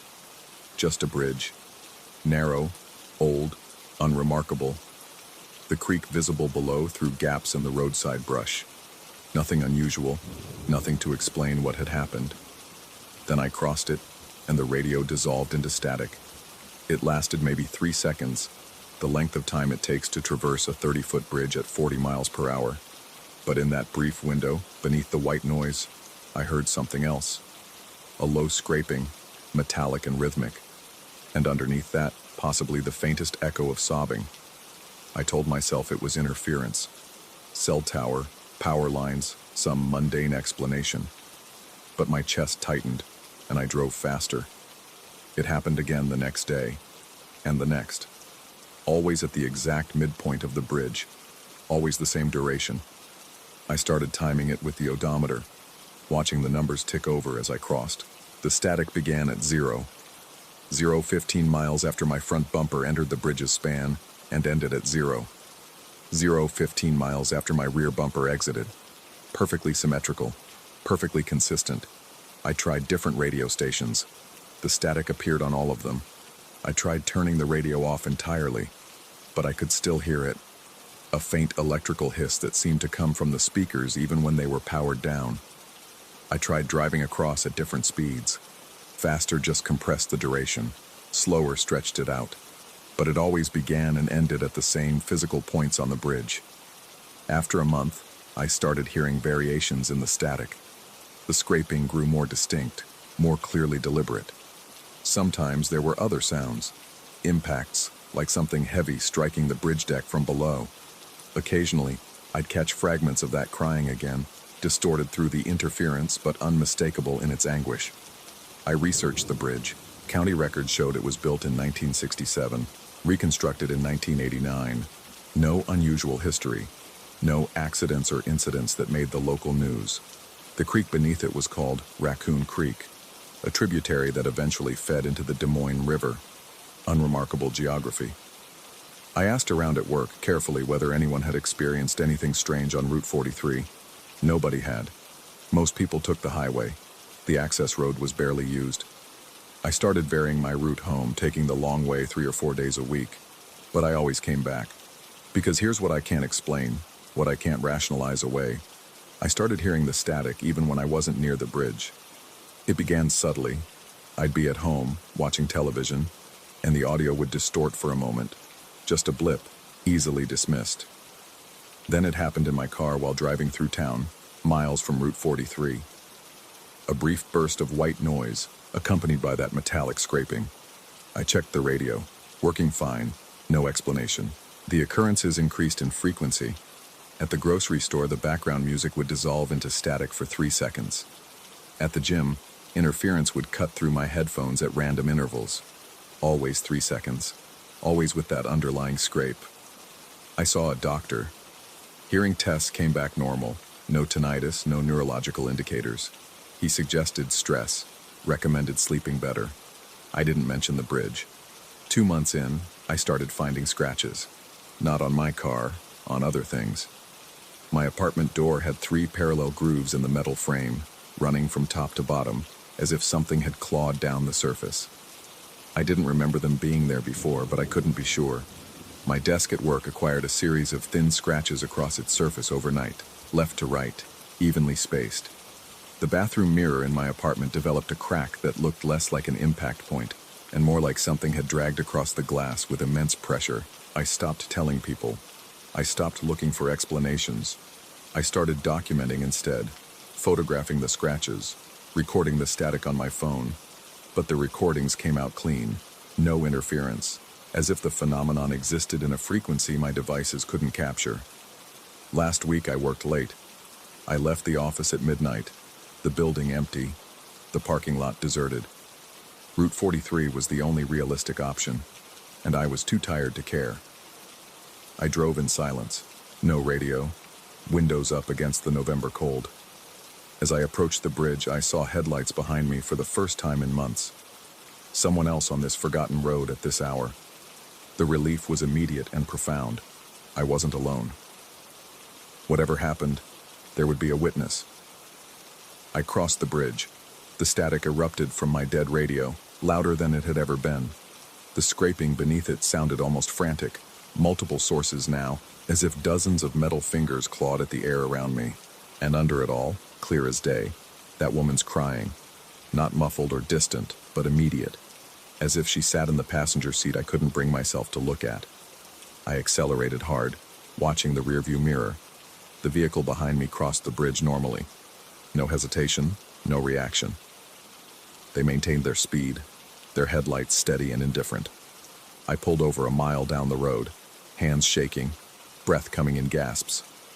The other car passed without slowing. A truck, a stranger, someone for whom the bridge was just a bridge. I sat there until dawn, unable to drive home, unable to cross that bridge again in the dark. But I will cross it. I'll cross it this afternoon on my way home from work. I'll cross it tomorrow and the day after, because I've started to understand something that terrifies me more than the crying or the scraping or the scratches appearing on everything I own. The static doesn't happen at the bridge's midpoint anymore. It starts earlier each day. Yesterday, it began 20 feet before the bridge. This morning, it started at 50 feet. And the duration is increasing, 4 seconds now instead of 3. Soon I think it won't stop at all. The static will follow me everywhere, will become indistinguishable from the regular noise of my life. The scratches will multiply until there's no surface left unmarked. And that woman, whoever she is, whatever she is, will finish her journey from under the bridge deck to somewhere much, much closer. I tell myself I could move, change jobs, leave Des Moines entirely. But I know, with the certainty of someone who's already lost, that distance won't matter. Whatever began under that bridge has marked me in ways I'm only beginning to understand. It's in my car, my home, my devices. It's in the static that now accompanies my thoughts during quiet moments, in the way my own footsteps sometimes sound like scraping metal. Tonight, I'll drive home on Route 43. I'll cross that bridge one more time, and I'll listen carefully to the static, to the crying, to the scraping, listening for the moment when I can finally distinguish whether the sounds are coming from under the bridge or from somewhere inside myself. I'm not sure which answer frightens me more.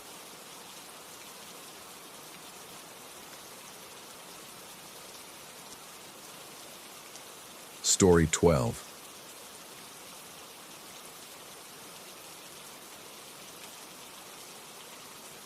The realtor never mentioned the door.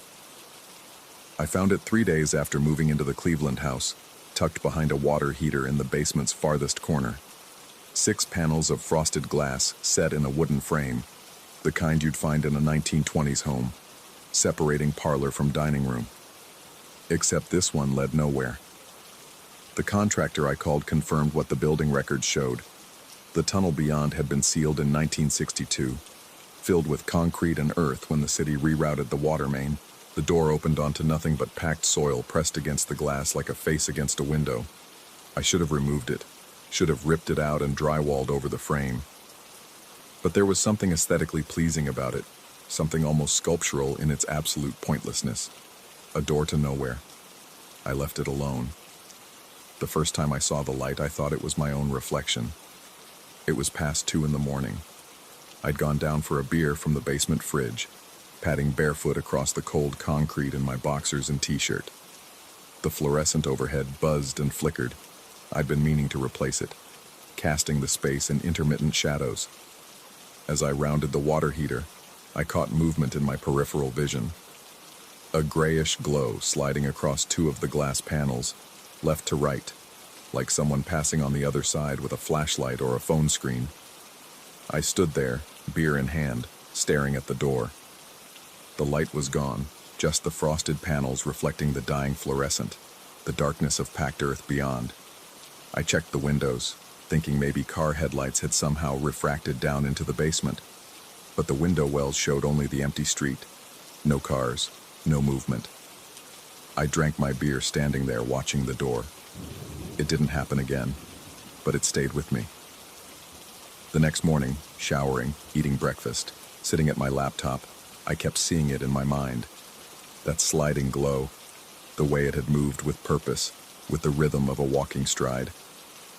I told myself it was the fluorescent light's death throes creating shadows, my tired brain pattern matching in the dark. Pareidolia, the human tendency to see meaning in randomness. I replaced the basement light that afternoon, a bright LED panel that flooded the space with clean, constant illumination. No more flickering, no more shadows with lives of their own. The glow came back 3 nights later. This time I was already in the basement, sorting through boxes of books I hadn't unpacked. The new light hummed softly overhead, steady and bright. I was reaching for another box when I saw it in the door's reflection. That same ashen luminescence, passing across the middle panels. Slower this time, more deliberate. I spun around. Nothing. Just the door, the glass panels showing only their own frosted surfaces, and the dark earth pressed beyond. I walked up to it, close enough that my breath fogged the glass. I could see the grain of the wood frame, the small imperfections in the panels, the way the concrete seal met the door jamb on the other side. Everything was exactly as it should be, exactly as it had always been, except the glass was cold. Far colder than it had any right to be in a heated basement in April. I pressed my palm flat against the center panel. The chill burned. I pulled back and saw the handprint I'd left, the oils from my skin marking the glass, and as I watched, the condensation began to form around it. Not random moisture.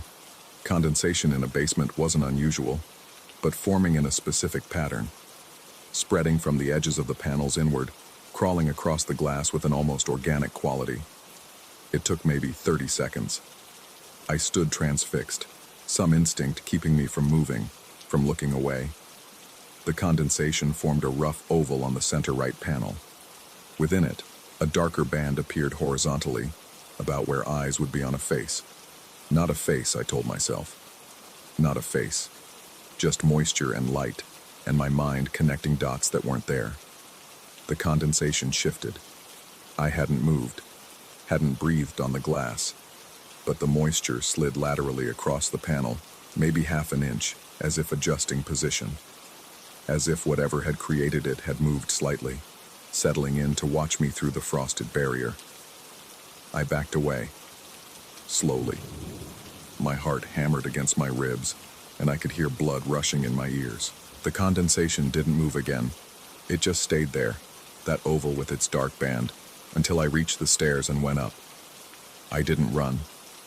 Some part of me knew that running would make it real, would confirm that something was wrong, that I should be afraid. I didn't sleep that night. I sat in my living room with every light on, laptop open to forums about old houses, searching for explanations. Settling foundations causing pressure changes, groundwater seepage creating temperature differentials.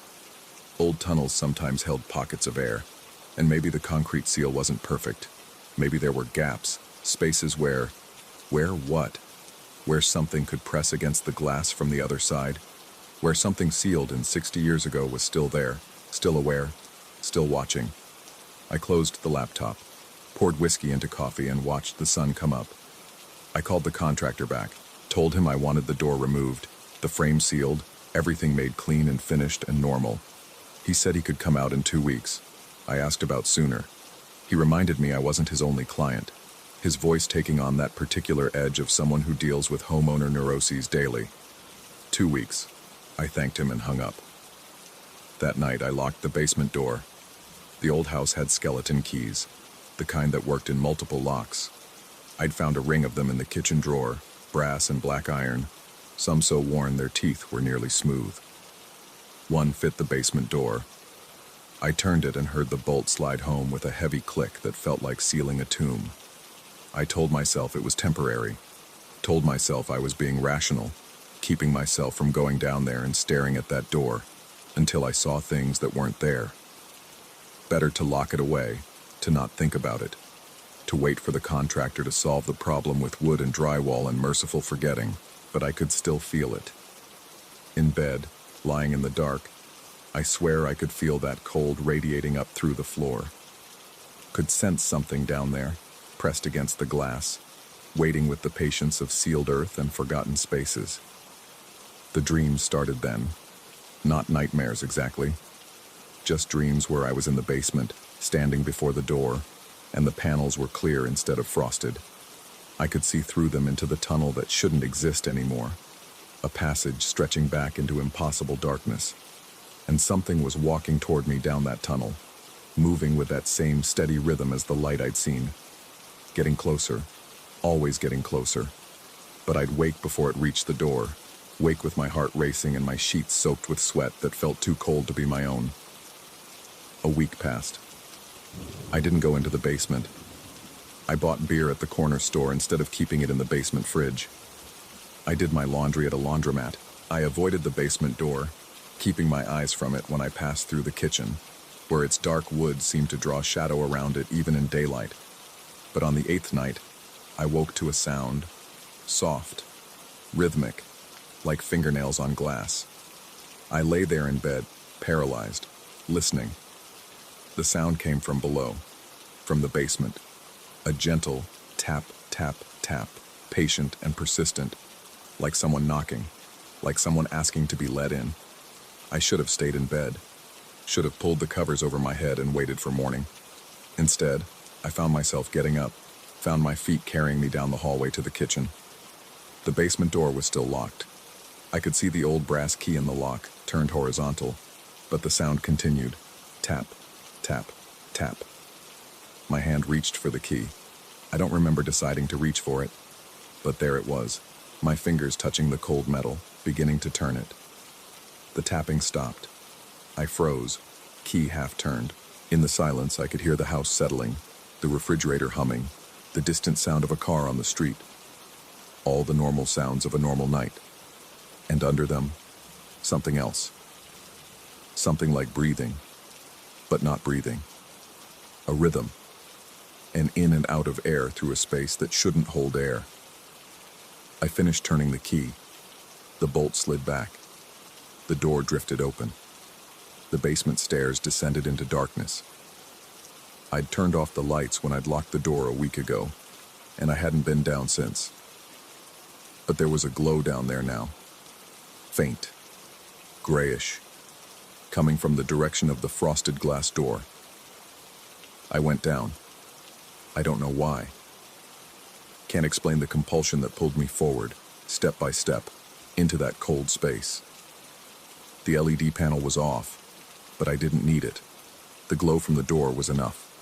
It pulsed slightly, like breathing, like a heartbeat, casting the basement in shades of ash and shadow. The condensation on the door had spread. All 6 panels were covered now, thick with moisture that shouldn't form in such quantity.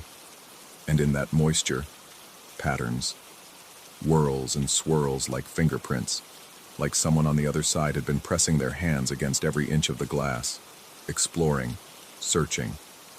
I walked closer. The cold intensified with each step, until I could see my breath misting in front of me. This wasn't basement cold. This was tomb cold. Grave cold. The cold of places where the sun had never reached and never would. I stopped 3 feet from the door. The glow pulsed brighter. In the condensation, I saw it clearly now. Not just a vague oval. A face.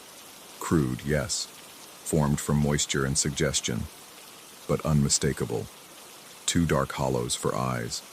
A vertical smear where a nose might be. A horizontal line, slightly curved, like a mouth in a neutral expression. Or maybe a scream frozen mid-sound. I raised my hand. I don't know why.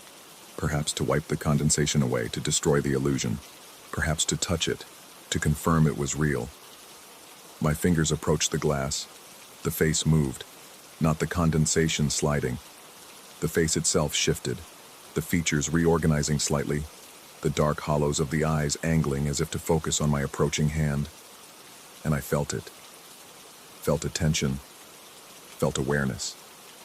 Felt something on the other side of that glass, in that sealed tunnel full of earth and concrete and impossible space. Notice me.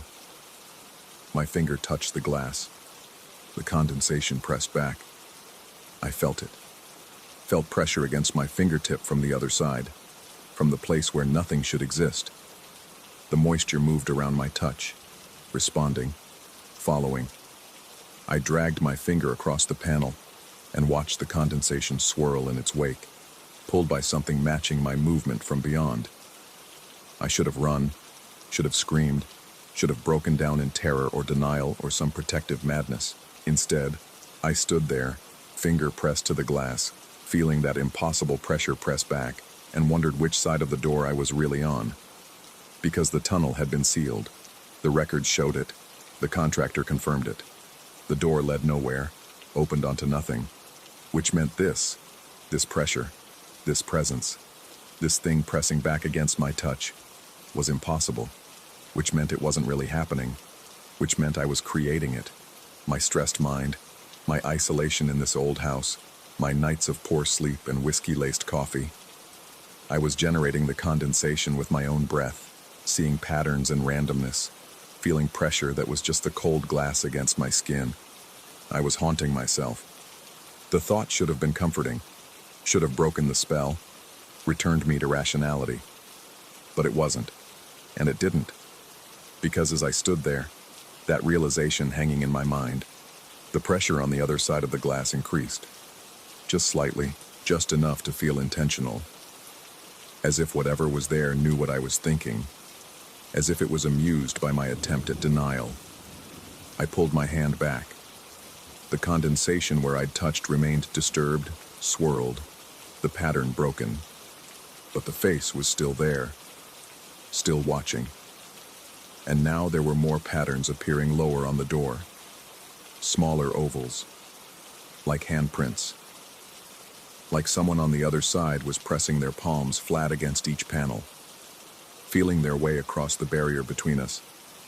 The glow pulsed again, brighter. And in that pulse, I saw something that stopped my heart. The earth pressed against the glass on the other side. I could see it clearly in that moment of brightness. Packed soil, dark and dense, exactly as it should be, exactly as the sealed tunnel demanded. But it was pulling back. Not much, just fractions of an inch. But I saw gaps forming, small spaces of darkness opening between the glass and the earth, as if the soil was receding, as if something was burrowing backward, making space, making room, making an opening. I ran then. Up the stairs, into the kitchen, slamming the basement door behind me. My hands shook so badly I could barely turn the key, but I managed it, locked it tight, then grabbed a chair and wedged it under the doorknob for good measure. Irrational, maybe. The thing was in the basement, behind a door that led nowhere. But rationality had left the building somewhere around the time I'd felt dead earth press back against my touch. I spent the rest of the night in my car, parked on the street, watching the house, watching the basement windows, looking for that grayish glow, for movement, for any sign that what I'd seen was real. The windows stayed dark. When the sun came up, I went back inside, stood in the kitchen, looking at the locked basement door. The chair was still wedged under the knob. Everything was exactly as I'd left it. In the daylight, it all seemed absurd. A panic attack, a waking nightmare, the product of stress and isolation, and too much time alone in a creaky old house. I called in sick to work, spent the day on the couch, trying to convince myself I'd imagined it all. The glow, the face, the pressure, the earth pulling back. By evening, I'd almost succeeded. Then I heard the sound again. Tap, tap, tap. Fingernails on glass, patient and persistent, coming from below. I'm writing this now, sitting in my car again as dusk settles over Cleveland. The contractor can't come for another week. I could leave, could pack a bag and check into a hotel, could stay with friends, could run. But I know I won't, because some part of me needs to know, needs to understand. Is this real? Am I haunted? Or am I haunting myself, creating monsters in the darkness because the alternative, that I'm alone, that there's nothing beyond that door but earth and emptiness and the absolute silence of sealed things, is somehow worse? Tonight I think I'll go down there again. I'll go. I think I'll put my hand to the glass and feel what presses back. I think I'll watch the earth recede and see what waits behind it. And maybe I'll finally know which side of the door I'm really on. The tapping continues. Patient, persistent, waiting. And so am I.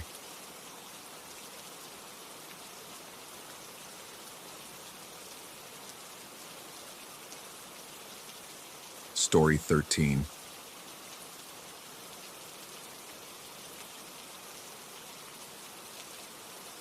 The lease agreement never mentioned the smell. I signed the papers on a Tuesday afternoon in late September, grateful to find anything affordable in Seattle's Capitol Hill neighborhood.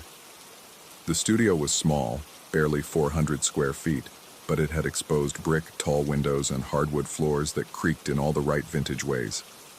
The landlord, an elderly woman with arthritis-gnarled hands, watched me sign with an expression I mistook for kindness. Looking back, I think it might have been pity. The first time it happened was October 5th. I'd been living there 3 weeks, long enough to unpack my books, to learn which floorboards groaned loudest, to memorize the rhythm of the building's nighttime sounds, the couple upstairs arguing in muffled tones, the radiator's metallic tick, the occasional siren bleeding through the single-pane windows. I'd fallen asleep around 11, exhausted from a double shift at the coffee shop where I worked mornings and the freelance coding that filled my evenings. The smell woke me at 1:47 a.m. Garlic, burning garlic. But not the warm, savory scent of cooking. This was acrid, chemical, like someone had torched a bulb over an open flame until it blackened and smoked. My eyes watered. I sat up in bed, disoriented, fumbling for my phone to use as a flashlight. The studio was dark except for the weak orange glow from the street lamp outside, slicing through the blinds and thin horizontal bars. The air felt wrong. Cold in a way that had nothing to do with temperature. A cold that seemed to originate from inside my chest and radiate outward, raising goosebumps along my arms despite the hoodie I'd worn to bed. I breathed through my mouth, trying to avoid the stench, and that's when I tasted it. Smoke, but not wood smoke or tobacco. This was something else, something that coated my tongue with a mineral bitterness. Then came the knocking. 3 knocks. Slow, deliberate. Each one separated by exactly 3 seconds. I know because I counted, my pulse hammering in my throat. Knock, 1, 2, 3, knock, 1, 2, 3, knock. The sound came from my door, the only door, the one that opened to the building's 3rd-floor hallway. I waited for a voice, for someone to call out that they had the wrong apartment, that they were drunk or lost. Instead, after the third knock, I heard it. A voice. Male. Distorted as if spoken through layers of fabric or from the bottom of a well. The words were unclear, warped, but the inflection was unmistakable. A request. A plea. Someone asking to be let in. I didn't move. Couldn't move. My body had locked into place, every muscle tensed, my breath coming in shallow sips. The voice came again, slightly louder, the same garbled cadence. I strained to make out the words, but they slipped away like oil on water, present but incomprehensible. Silence followed. 30 seconds, a minute, 2. The smell began to dissipate. The cold sensation faded. I sat in bed until 4:30 a.m., watching the door, waiting for something else to happen. Nothing did. When my alarm went off at 6, I convinced myself it had been a nightmare. A vivid one, the kind that feels real enough to touch.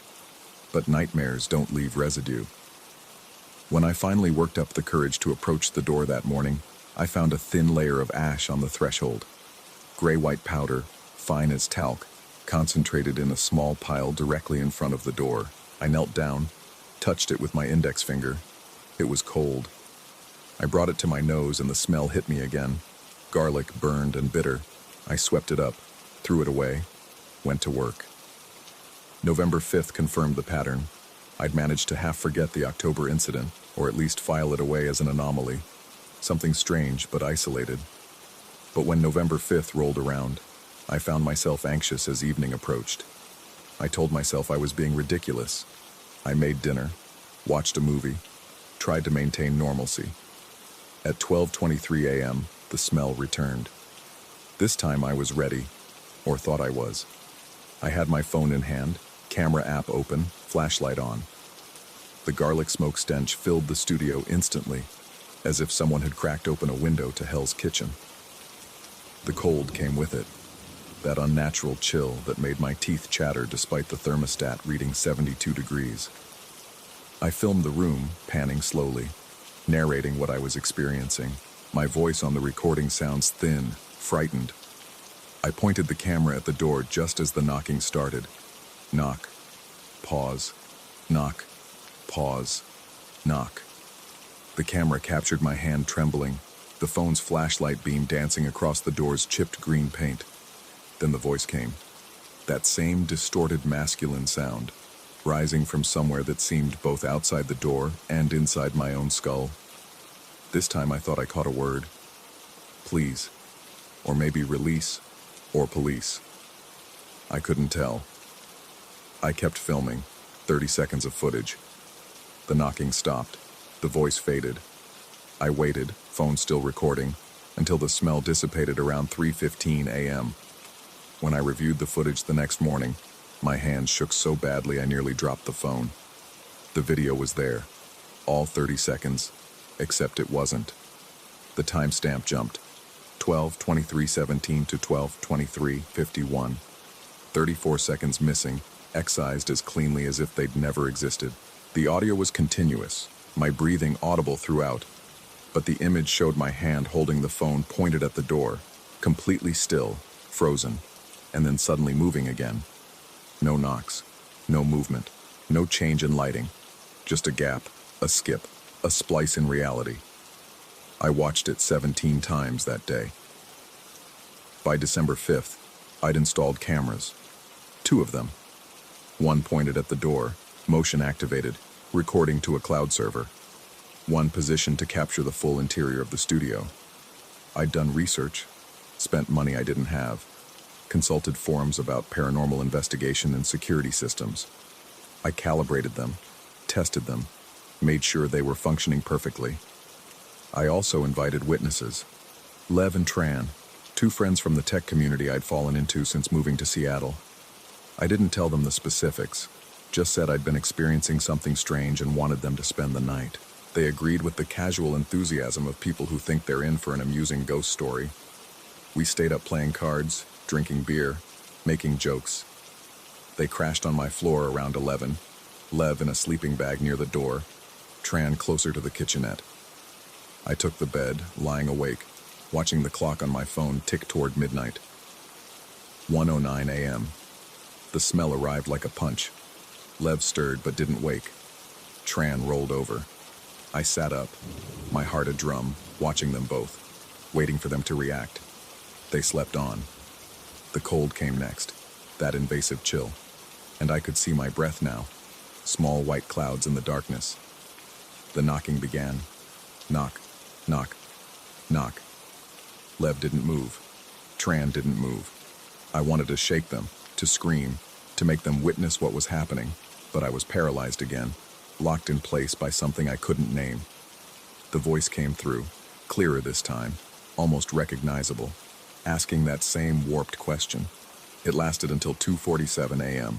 My friends slept through all of it. When they woke the next morning, they were confused about why they were both sleeping with their heads pointing away from the door. They'd both gone to sleep normally, they insisted.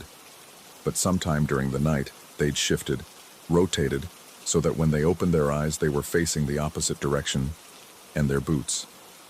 Both had removed their boots before sleeping, leaving them scattered near their bags. In the morning, the boots were lined up precisely at the door. 4 boots, arranged in 2 pairs, toes pointing outward, as if someone had prepared them for people to slip on and walk straight out into the hallway. Lev laughed nervously, suggested Tran had pulled a prank. Tran swore he hadn't touched them. They both looked at me with expressions that hovered between amusement and something else. Something uncertain. I showed them the camera footage, or tried to. Both cameras had recorded through the night. Both had captured hours of footage. But from 1:09 a.m. to 2:47 a.m., the same skip, the same temporal jump. The image froze, my sleeping form visible in the bed, Lev and Tran motionless on the floor, and then suddenly they were rotated, facing away, and the timestamp had leaped forward 98 minutes. The audio was continuous, my breathing, the radiator, the building's ambient noise, but visually, a void. Lev left first, making an excuse about work. Tran followed 20 minutes later, promising to help me figure it out, but avoiding eye contact. I haven't heard from either of them since. My texts go unanswered. It's like I've been erased from their social circle. The guy who invited them over and somehow messed with their heads, moved their boots, made them part of something they didn't want to understand. I stopped trying to document it after that. January 5th, February 5th, March 5th. Each month, the same sequence. The smell, the cold, the knocking, the voice. I'd learned to simply endure it, lying in bed with my eyes closed, counting seconds, waiting for it to pass. Sometimes it lasted 30 minutes, sometimes 3 hours. The longest was 4 hours and 17 minutes on April 5th, when the voice became so loud, so insistent, that I thought my eardrums might rupture. I tried leaving on the 5th, booked a hotel for May 5th, checked in at noon, stayed in the room watching television, trying to pretend everything was normal. At 11:43 p.m., the smell found me. Garlic and smoke, seeping under the hotel room door. The cold followed. Then the knocking. 3 precise strikes on the hotel door, and that voice, asking, always asking. It had followed me, or I had brought it with me, or it had always been inside me, and the studio had just given it a door to knock on. I went back to the apartment, stopped running. What was the point? I started researching the building's history in June. Property records, news archives, old city directories. The building was constructed in 1923, had served as apartments continuously since then. No major incidents, no deaths that I could find, no tragedies, nothing that would explain what happened here. But I found something else, a pattern in the tenant records. Studios in this building, especially this unit, never held occupants for more than a year, sometimes less. The longest consecutive residency I could find was 13 months, back in 1967. Most people left after 5 or 6 months. The turnover was constant, unusual for a rent-controlled building in a desirable neighborhood. I counted the names. 37 different tenants in this specific studio since 1960. 37 people who moved in and then left over and over, A carousel of escape. I wondered how many of them had made it to the 12th month. How many had experienced 12 visits? What happens after a full year? Does it intensify? Does the voice become clearer? Does the door finally open? August 5th arrived with summer heat, but the cold still came. The knocking still echoed. The voice still pleaded. I lay in bed listening, and this time I heard the words clearly. Not please or release or police. Let me leave. The voice wasn't asking to come in. It was asking to get out. I sat up in bed, staring at the door in the darkness. The knocking continued, desperate now, frantic. 3 beats that hammered against the wood from the inside. From my side. The smell intensified, smoke pouring from somewhere I couldn't identify, filling my lungs, making me cough and gag. I stumbled to the door, hand reaching for the knob, and stopped. If I opened it, what would happen? Would something leave? Would something enter? Would I walk through and find myself in the hallway, or somewhere else entirely? The knocking stopped. The voice fell silent. The smell began to fade. I stood there, hand hovering over the doorknob, until the sun rose. It's October 4th now. Tomorrow is the 5th. I've been here 1 year and 1 month. I should leave. Pack my things, break the lease, disappear into another city, another state, another life. But I know it won't matter. The smell will find me. The cold will find me. The knocking will follow. Because I've started to understand something. When I look in the mirror lately, my reflection sometimes takes a moment too long to match my movements. When I walk across the floor, my footsteps echo twice. Once from my feet, once from somewhere below. The studio feels smaller each day, the walls closer, the ceiling lower, as if the space is contracting around me. And tonight, while making dinner, I caught myself chopping garlic. I don't remember buying it. Don't remember deciding to cook with it. But there it was, minced and scattered across the cutting board.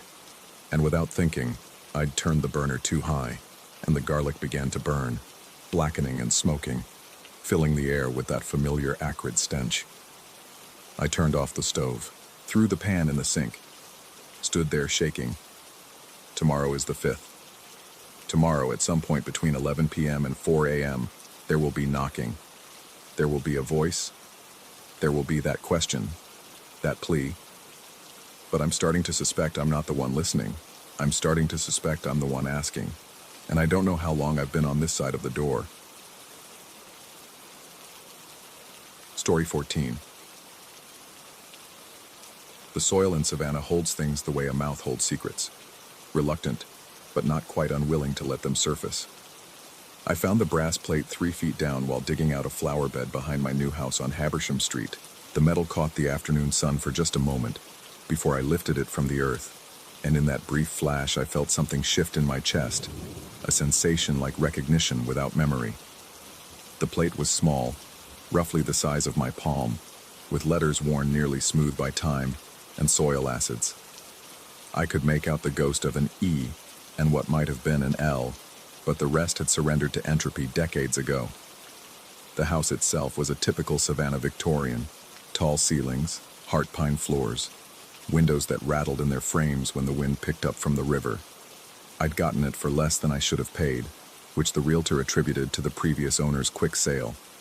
Estate settlement, she'd said, her smile professional and unrevealing.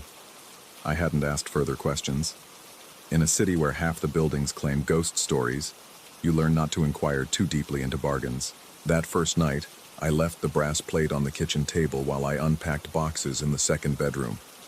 The house settled around me with the familiar sounds of old wood adjusting to temperature changes, creaks and sighs that I'd already begun cataloging, the way you learn the breathing patterns of someone sleeping beside you. Around 9 o'clock, I made coffee and stood at the kitchen sink, looking out at the backyard where Spanish moss hung from the live oaks like torn curtains. The storm door at the back of the house faced the kitchen at an angle. I noticed the condensation first, unusual for October, even in Georgia's lingering humidity. The moisture had formed on the outside of the glass, which struck me as wrong somehow, though I couldn't immediately articulate why. Then the condensation began to organize itself into two distinct patches, vertical and roughly human-sized, standing side by side on the small back porch. My coffee cup stopped halfway to my mouth. The patches darkened, as if the moisture was concentrating, and within them, I could make out the suggestion of shapes. Two figures, feminine in their proportions, positioned as if they were peering through the glass into my kitchen. Not pressing against it exactly, but observing with the stillness of museum-goers studying an exhibit. I set the cup down carefully, my hand surprisingly steady, and crossed the kitchen floor. The shapes didn't move. As I got closer, I could see more detail emerging from the condensation. The curve of shoulders, the tilt of heads, even the impression of hair, though whether it was long or short I couldn't determine. They stood with an odd formality, like women waiting to be invited to tea in an era when such rituals mattered. My fingers found the deadbolt. The metal was ice cold despite the warm evening, and the moment I touched it, both figures dissolved. Not violently, there was no dramatic dispersal. They simply came apart into mist that drifted upward, following the porch post toward the porch ceiling, then disappearing into the branches of the live oak that overhung the back of the house. I unlocked the door anyway and stepped onto the porch, my bare feet registering the unexpected chill of the painted wood. The October air should have been thick and warm, but it felt January thin against my skin. I could smell the garden soil I'd turned earlier, mixed with something else. Something floral and sharp, like the perfume counters in old department stores my grandmother used to drag me through as a child. There was nothing else. Just the dark yard, the moss moving slightly in a breeze I couldn't feel, and the distant sound of a car alarm several streets over. I went back inside and locked the door, my heart rate finally beginning to accelerate now that the moment had passed. The delayed fear surprised me. I'd been calm while watching the figures, but now my hands were shaking enough that I had to press them flat against the kitchen counter. The brass plate was gone from the table. I stood very still, my eyes scanning the kitchen surface. The morning's mail sat where I'd left it, unopened. My keys rested in their spot by the salt shaker. But where the brass plate had been, the dust on the table, I really needed to clean more thoroughly, showed two circular patches of clean wood, each about the size of a woman's palm pressed flat. I checked the floor, thinking it might have fallen. I pulled out the chair, looked under the table, even opened the trash can in case I'd thrown it away in some moment of distraction I couldn't remember. The plate had vanished with the same quiet completeness as the figures on the porch. Sleep that night came in fragments. I kept waking to check the storm door, but the glass remained clear, showing only the porch and the yard beyond, ordinary and dark. Each time I woke, though, I found myself listening, not for sounds exactly, but for their absence. The house was too quiet, the way spaces become when someone is holding their breath. Morning brought fatigue and the doubtful light that comes through old windows, filtering past decades of paint buildup on the frames. I made coffee and told myself I'd imagined the figures, that the brass plate had fallen somewhere I hadn't thought to look. But when I searched again in full daylight, it remained missing, and the two clean circles on the table's dusty surface seemed to have sharpened overnight, their edges more defined than they should have been. The Savannah History Museum archives smelled like old paper, and the particular mustiness that comes from keeping documents in a city built on swampland. The archivist, a thin man whose name tag read Beauregard, looked at me over reading glasses that caught the fluorescent light in flat planes. I described the house's location, and he disappeared into the back for 20 minutes before returning with a manila folder and a larger leather portfolio. The house had been built in 1887, he told me, by a physician whose name I didn't recognize. It had changed hands 7 times before I bought it, more than average, but not extraordinarily so for Savannah real estate. What interested me more was the notation from 1923. Property disputed following the disappearance of residents, 2 sisters, unmarried, who had purchased the house the previous year. Beauregard traced a finger down the page, his expression neutral in the way of people who spend their lives reading about other people's tragedies. The sisters had been reported missing by neighbors who noticed their milk bottles accumulating on the porch. Police found the house unlocked, beds made, no signs of struggle or hurried departure. Their belongings remained, Their purses sat on the hall table. They had simply ceased to be present one October evening, as completely as if they'd been erased. The case was never solved. The house eventually went to a distant cousin who sold it within months. I asked if there were names. Beauregard consulted his notes. Eleanor and Lucille Bainbridge, sisters from Charleston who'd come to Savannah seeking, according to a brief newspaper mention, a new beginning in a city of gracious temperaments. Eleanor, the E and L on the brass plate. I left the archives with photocopies that felt too light in my hands, as if the paper itself wanted to drift away. Walking back through Forsyth Park, I watched tourists taking photographs of the fountain and felt the peculiar isolation that comes from carrying knowledge that makes you separate from the ordinary flow of human traffic. That evening, I didn't turn on the kitchen lights. I sat in the living room instead, where I could see the storm door through the doorway, but remain in shadow myself. The waiting felt important somehow, like a vigil. The figures appeared just after sunset, when the light outside had faded to that particular blue-gray that Savannah evenings wear like a veil. They materialized more quickly this time, the condensation forming, darkening, resolving into two shapes that stood with patient stillness. I could see more detail now. One was taller, her posture suggesting an older sister's protective stance. The other stood slightly behind, but not hiding, just allowing the first to lead, the way some siblings develop lifelong patterns of deference. I didn't approach the door. We regarded each other across the space of the kitchen, separated by 20 feet and the question of what, exactly, they were. The shapes didn't move, didn't try to communicate in any way I could recognize. They simply stood, as if their presence itself was the message. After perhaps 10 minutes, they faded again, dissolving upward into mist that I watched disappear into the evening air. This pattern continued for 6 nights. They would appear shortly after dark, stand for a length of time that varied between 8 and 15 minutes, then dissipate. I stopped trying to approach them. Instead, I began leaving things on the kitchen table, a glass of water the first night, then a photograph I found in a box of items the previous owner had left in the attic, then simply a lit candle. Nothing was taken or moved. But on the 7th morning, I found the brass plate on the porch steps, positioned exactly where the figures had stood. The letters seemed clearer now, or perhaps I was simply reading into them what I wanted to see. Eleanor Lucille Bainbridge, 1923. I should have been frightened. The rational parts of my mind cataloged all the reasons for fear: unexplained phenomena, objects moving on their own, the historical weight of disappearance pressing down on the present moment. But instead, I felt something closer to sadness, as if I'd walked into the middle of someone else's grief and couldn't find my way out.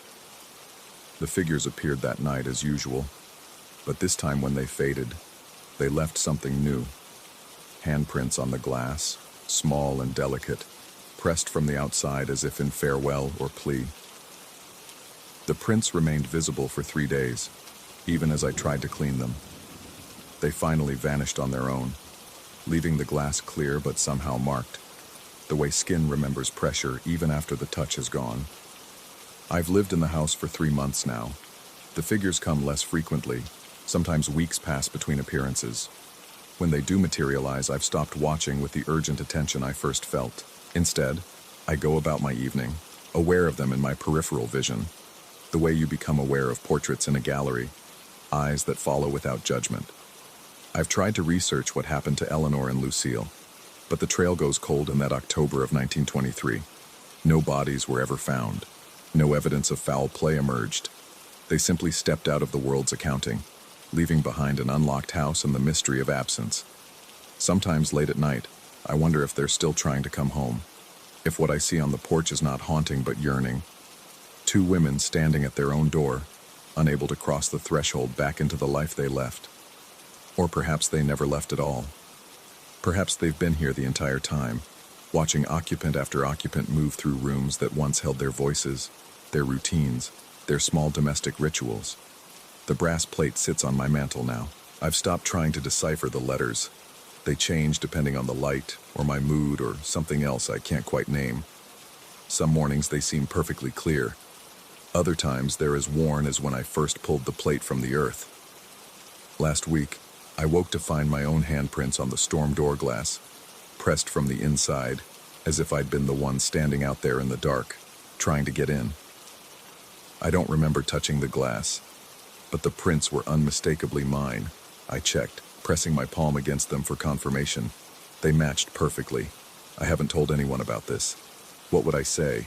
That I'm not certain anymore which side of the door I'm supposed to be on, that sometimes I catch myself standing on the porch at dusk, waiting for lights to come on inside, as if the house might reveal itself to be occupied by people I can't quite see. The figures appeared again last night, 3 of them this time. I didn't recognize the third shape, but something in the angle of the shoulders, the tilt of the head, seemed familiar in a way that made my breath catch. I didn't approach the door. I didn't need to. I already knew what I would see if I looked closely enough at that third figure's face. The features I'd shaved around that morning, the expression I'd worn while digging in the garden, the small scar above the left eyebrow from a childhood accident I can clearly remember. Or think I remember. The 3 figures stood together for a long time, observing the kitchen with the patient stillness of people who have nowhere else to be, who have already arrived at their destination and are simply waiting for the rest of the world to catch up. When they faded into mist, I found myself wondering if they'd faded at all, or if I'd simply stopped being able to see them clearly.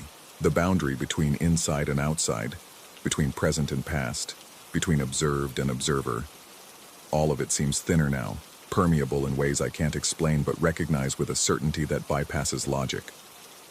I still live here. I still wake up, make coffee, go about my days. But increasingly, I find myself uncertain of which version of these routines is real, the one I'm performing, or the one being watched, the one happening in sunlight, or the one occurring in the spaces between, where 2 sisters might still be trying to come home, where a man might already be becoming the next ghost in a house that keeps careful count.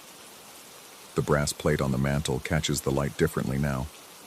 Sometimes I think I can see new letters forming beneath the old ones, rising through the corrosion like bodies surfacing in still water. I've stopped trying to read them. Some things I've learned are better left unwitnessed. Not because they're not there, but because seeing them too clearly means accepting what comes after, and I'm not ready yet to know if the mist outside my door is something I'm watching or something I'm becoming. The figures are standing on the porch now as I write this. I can see them in the reflection of my laptop screen, patient and still, waiting perhaps for me to join them, or waiting to see if I notice I already have. The distinction, I'm beginning to think, might not matter as much as I once believed.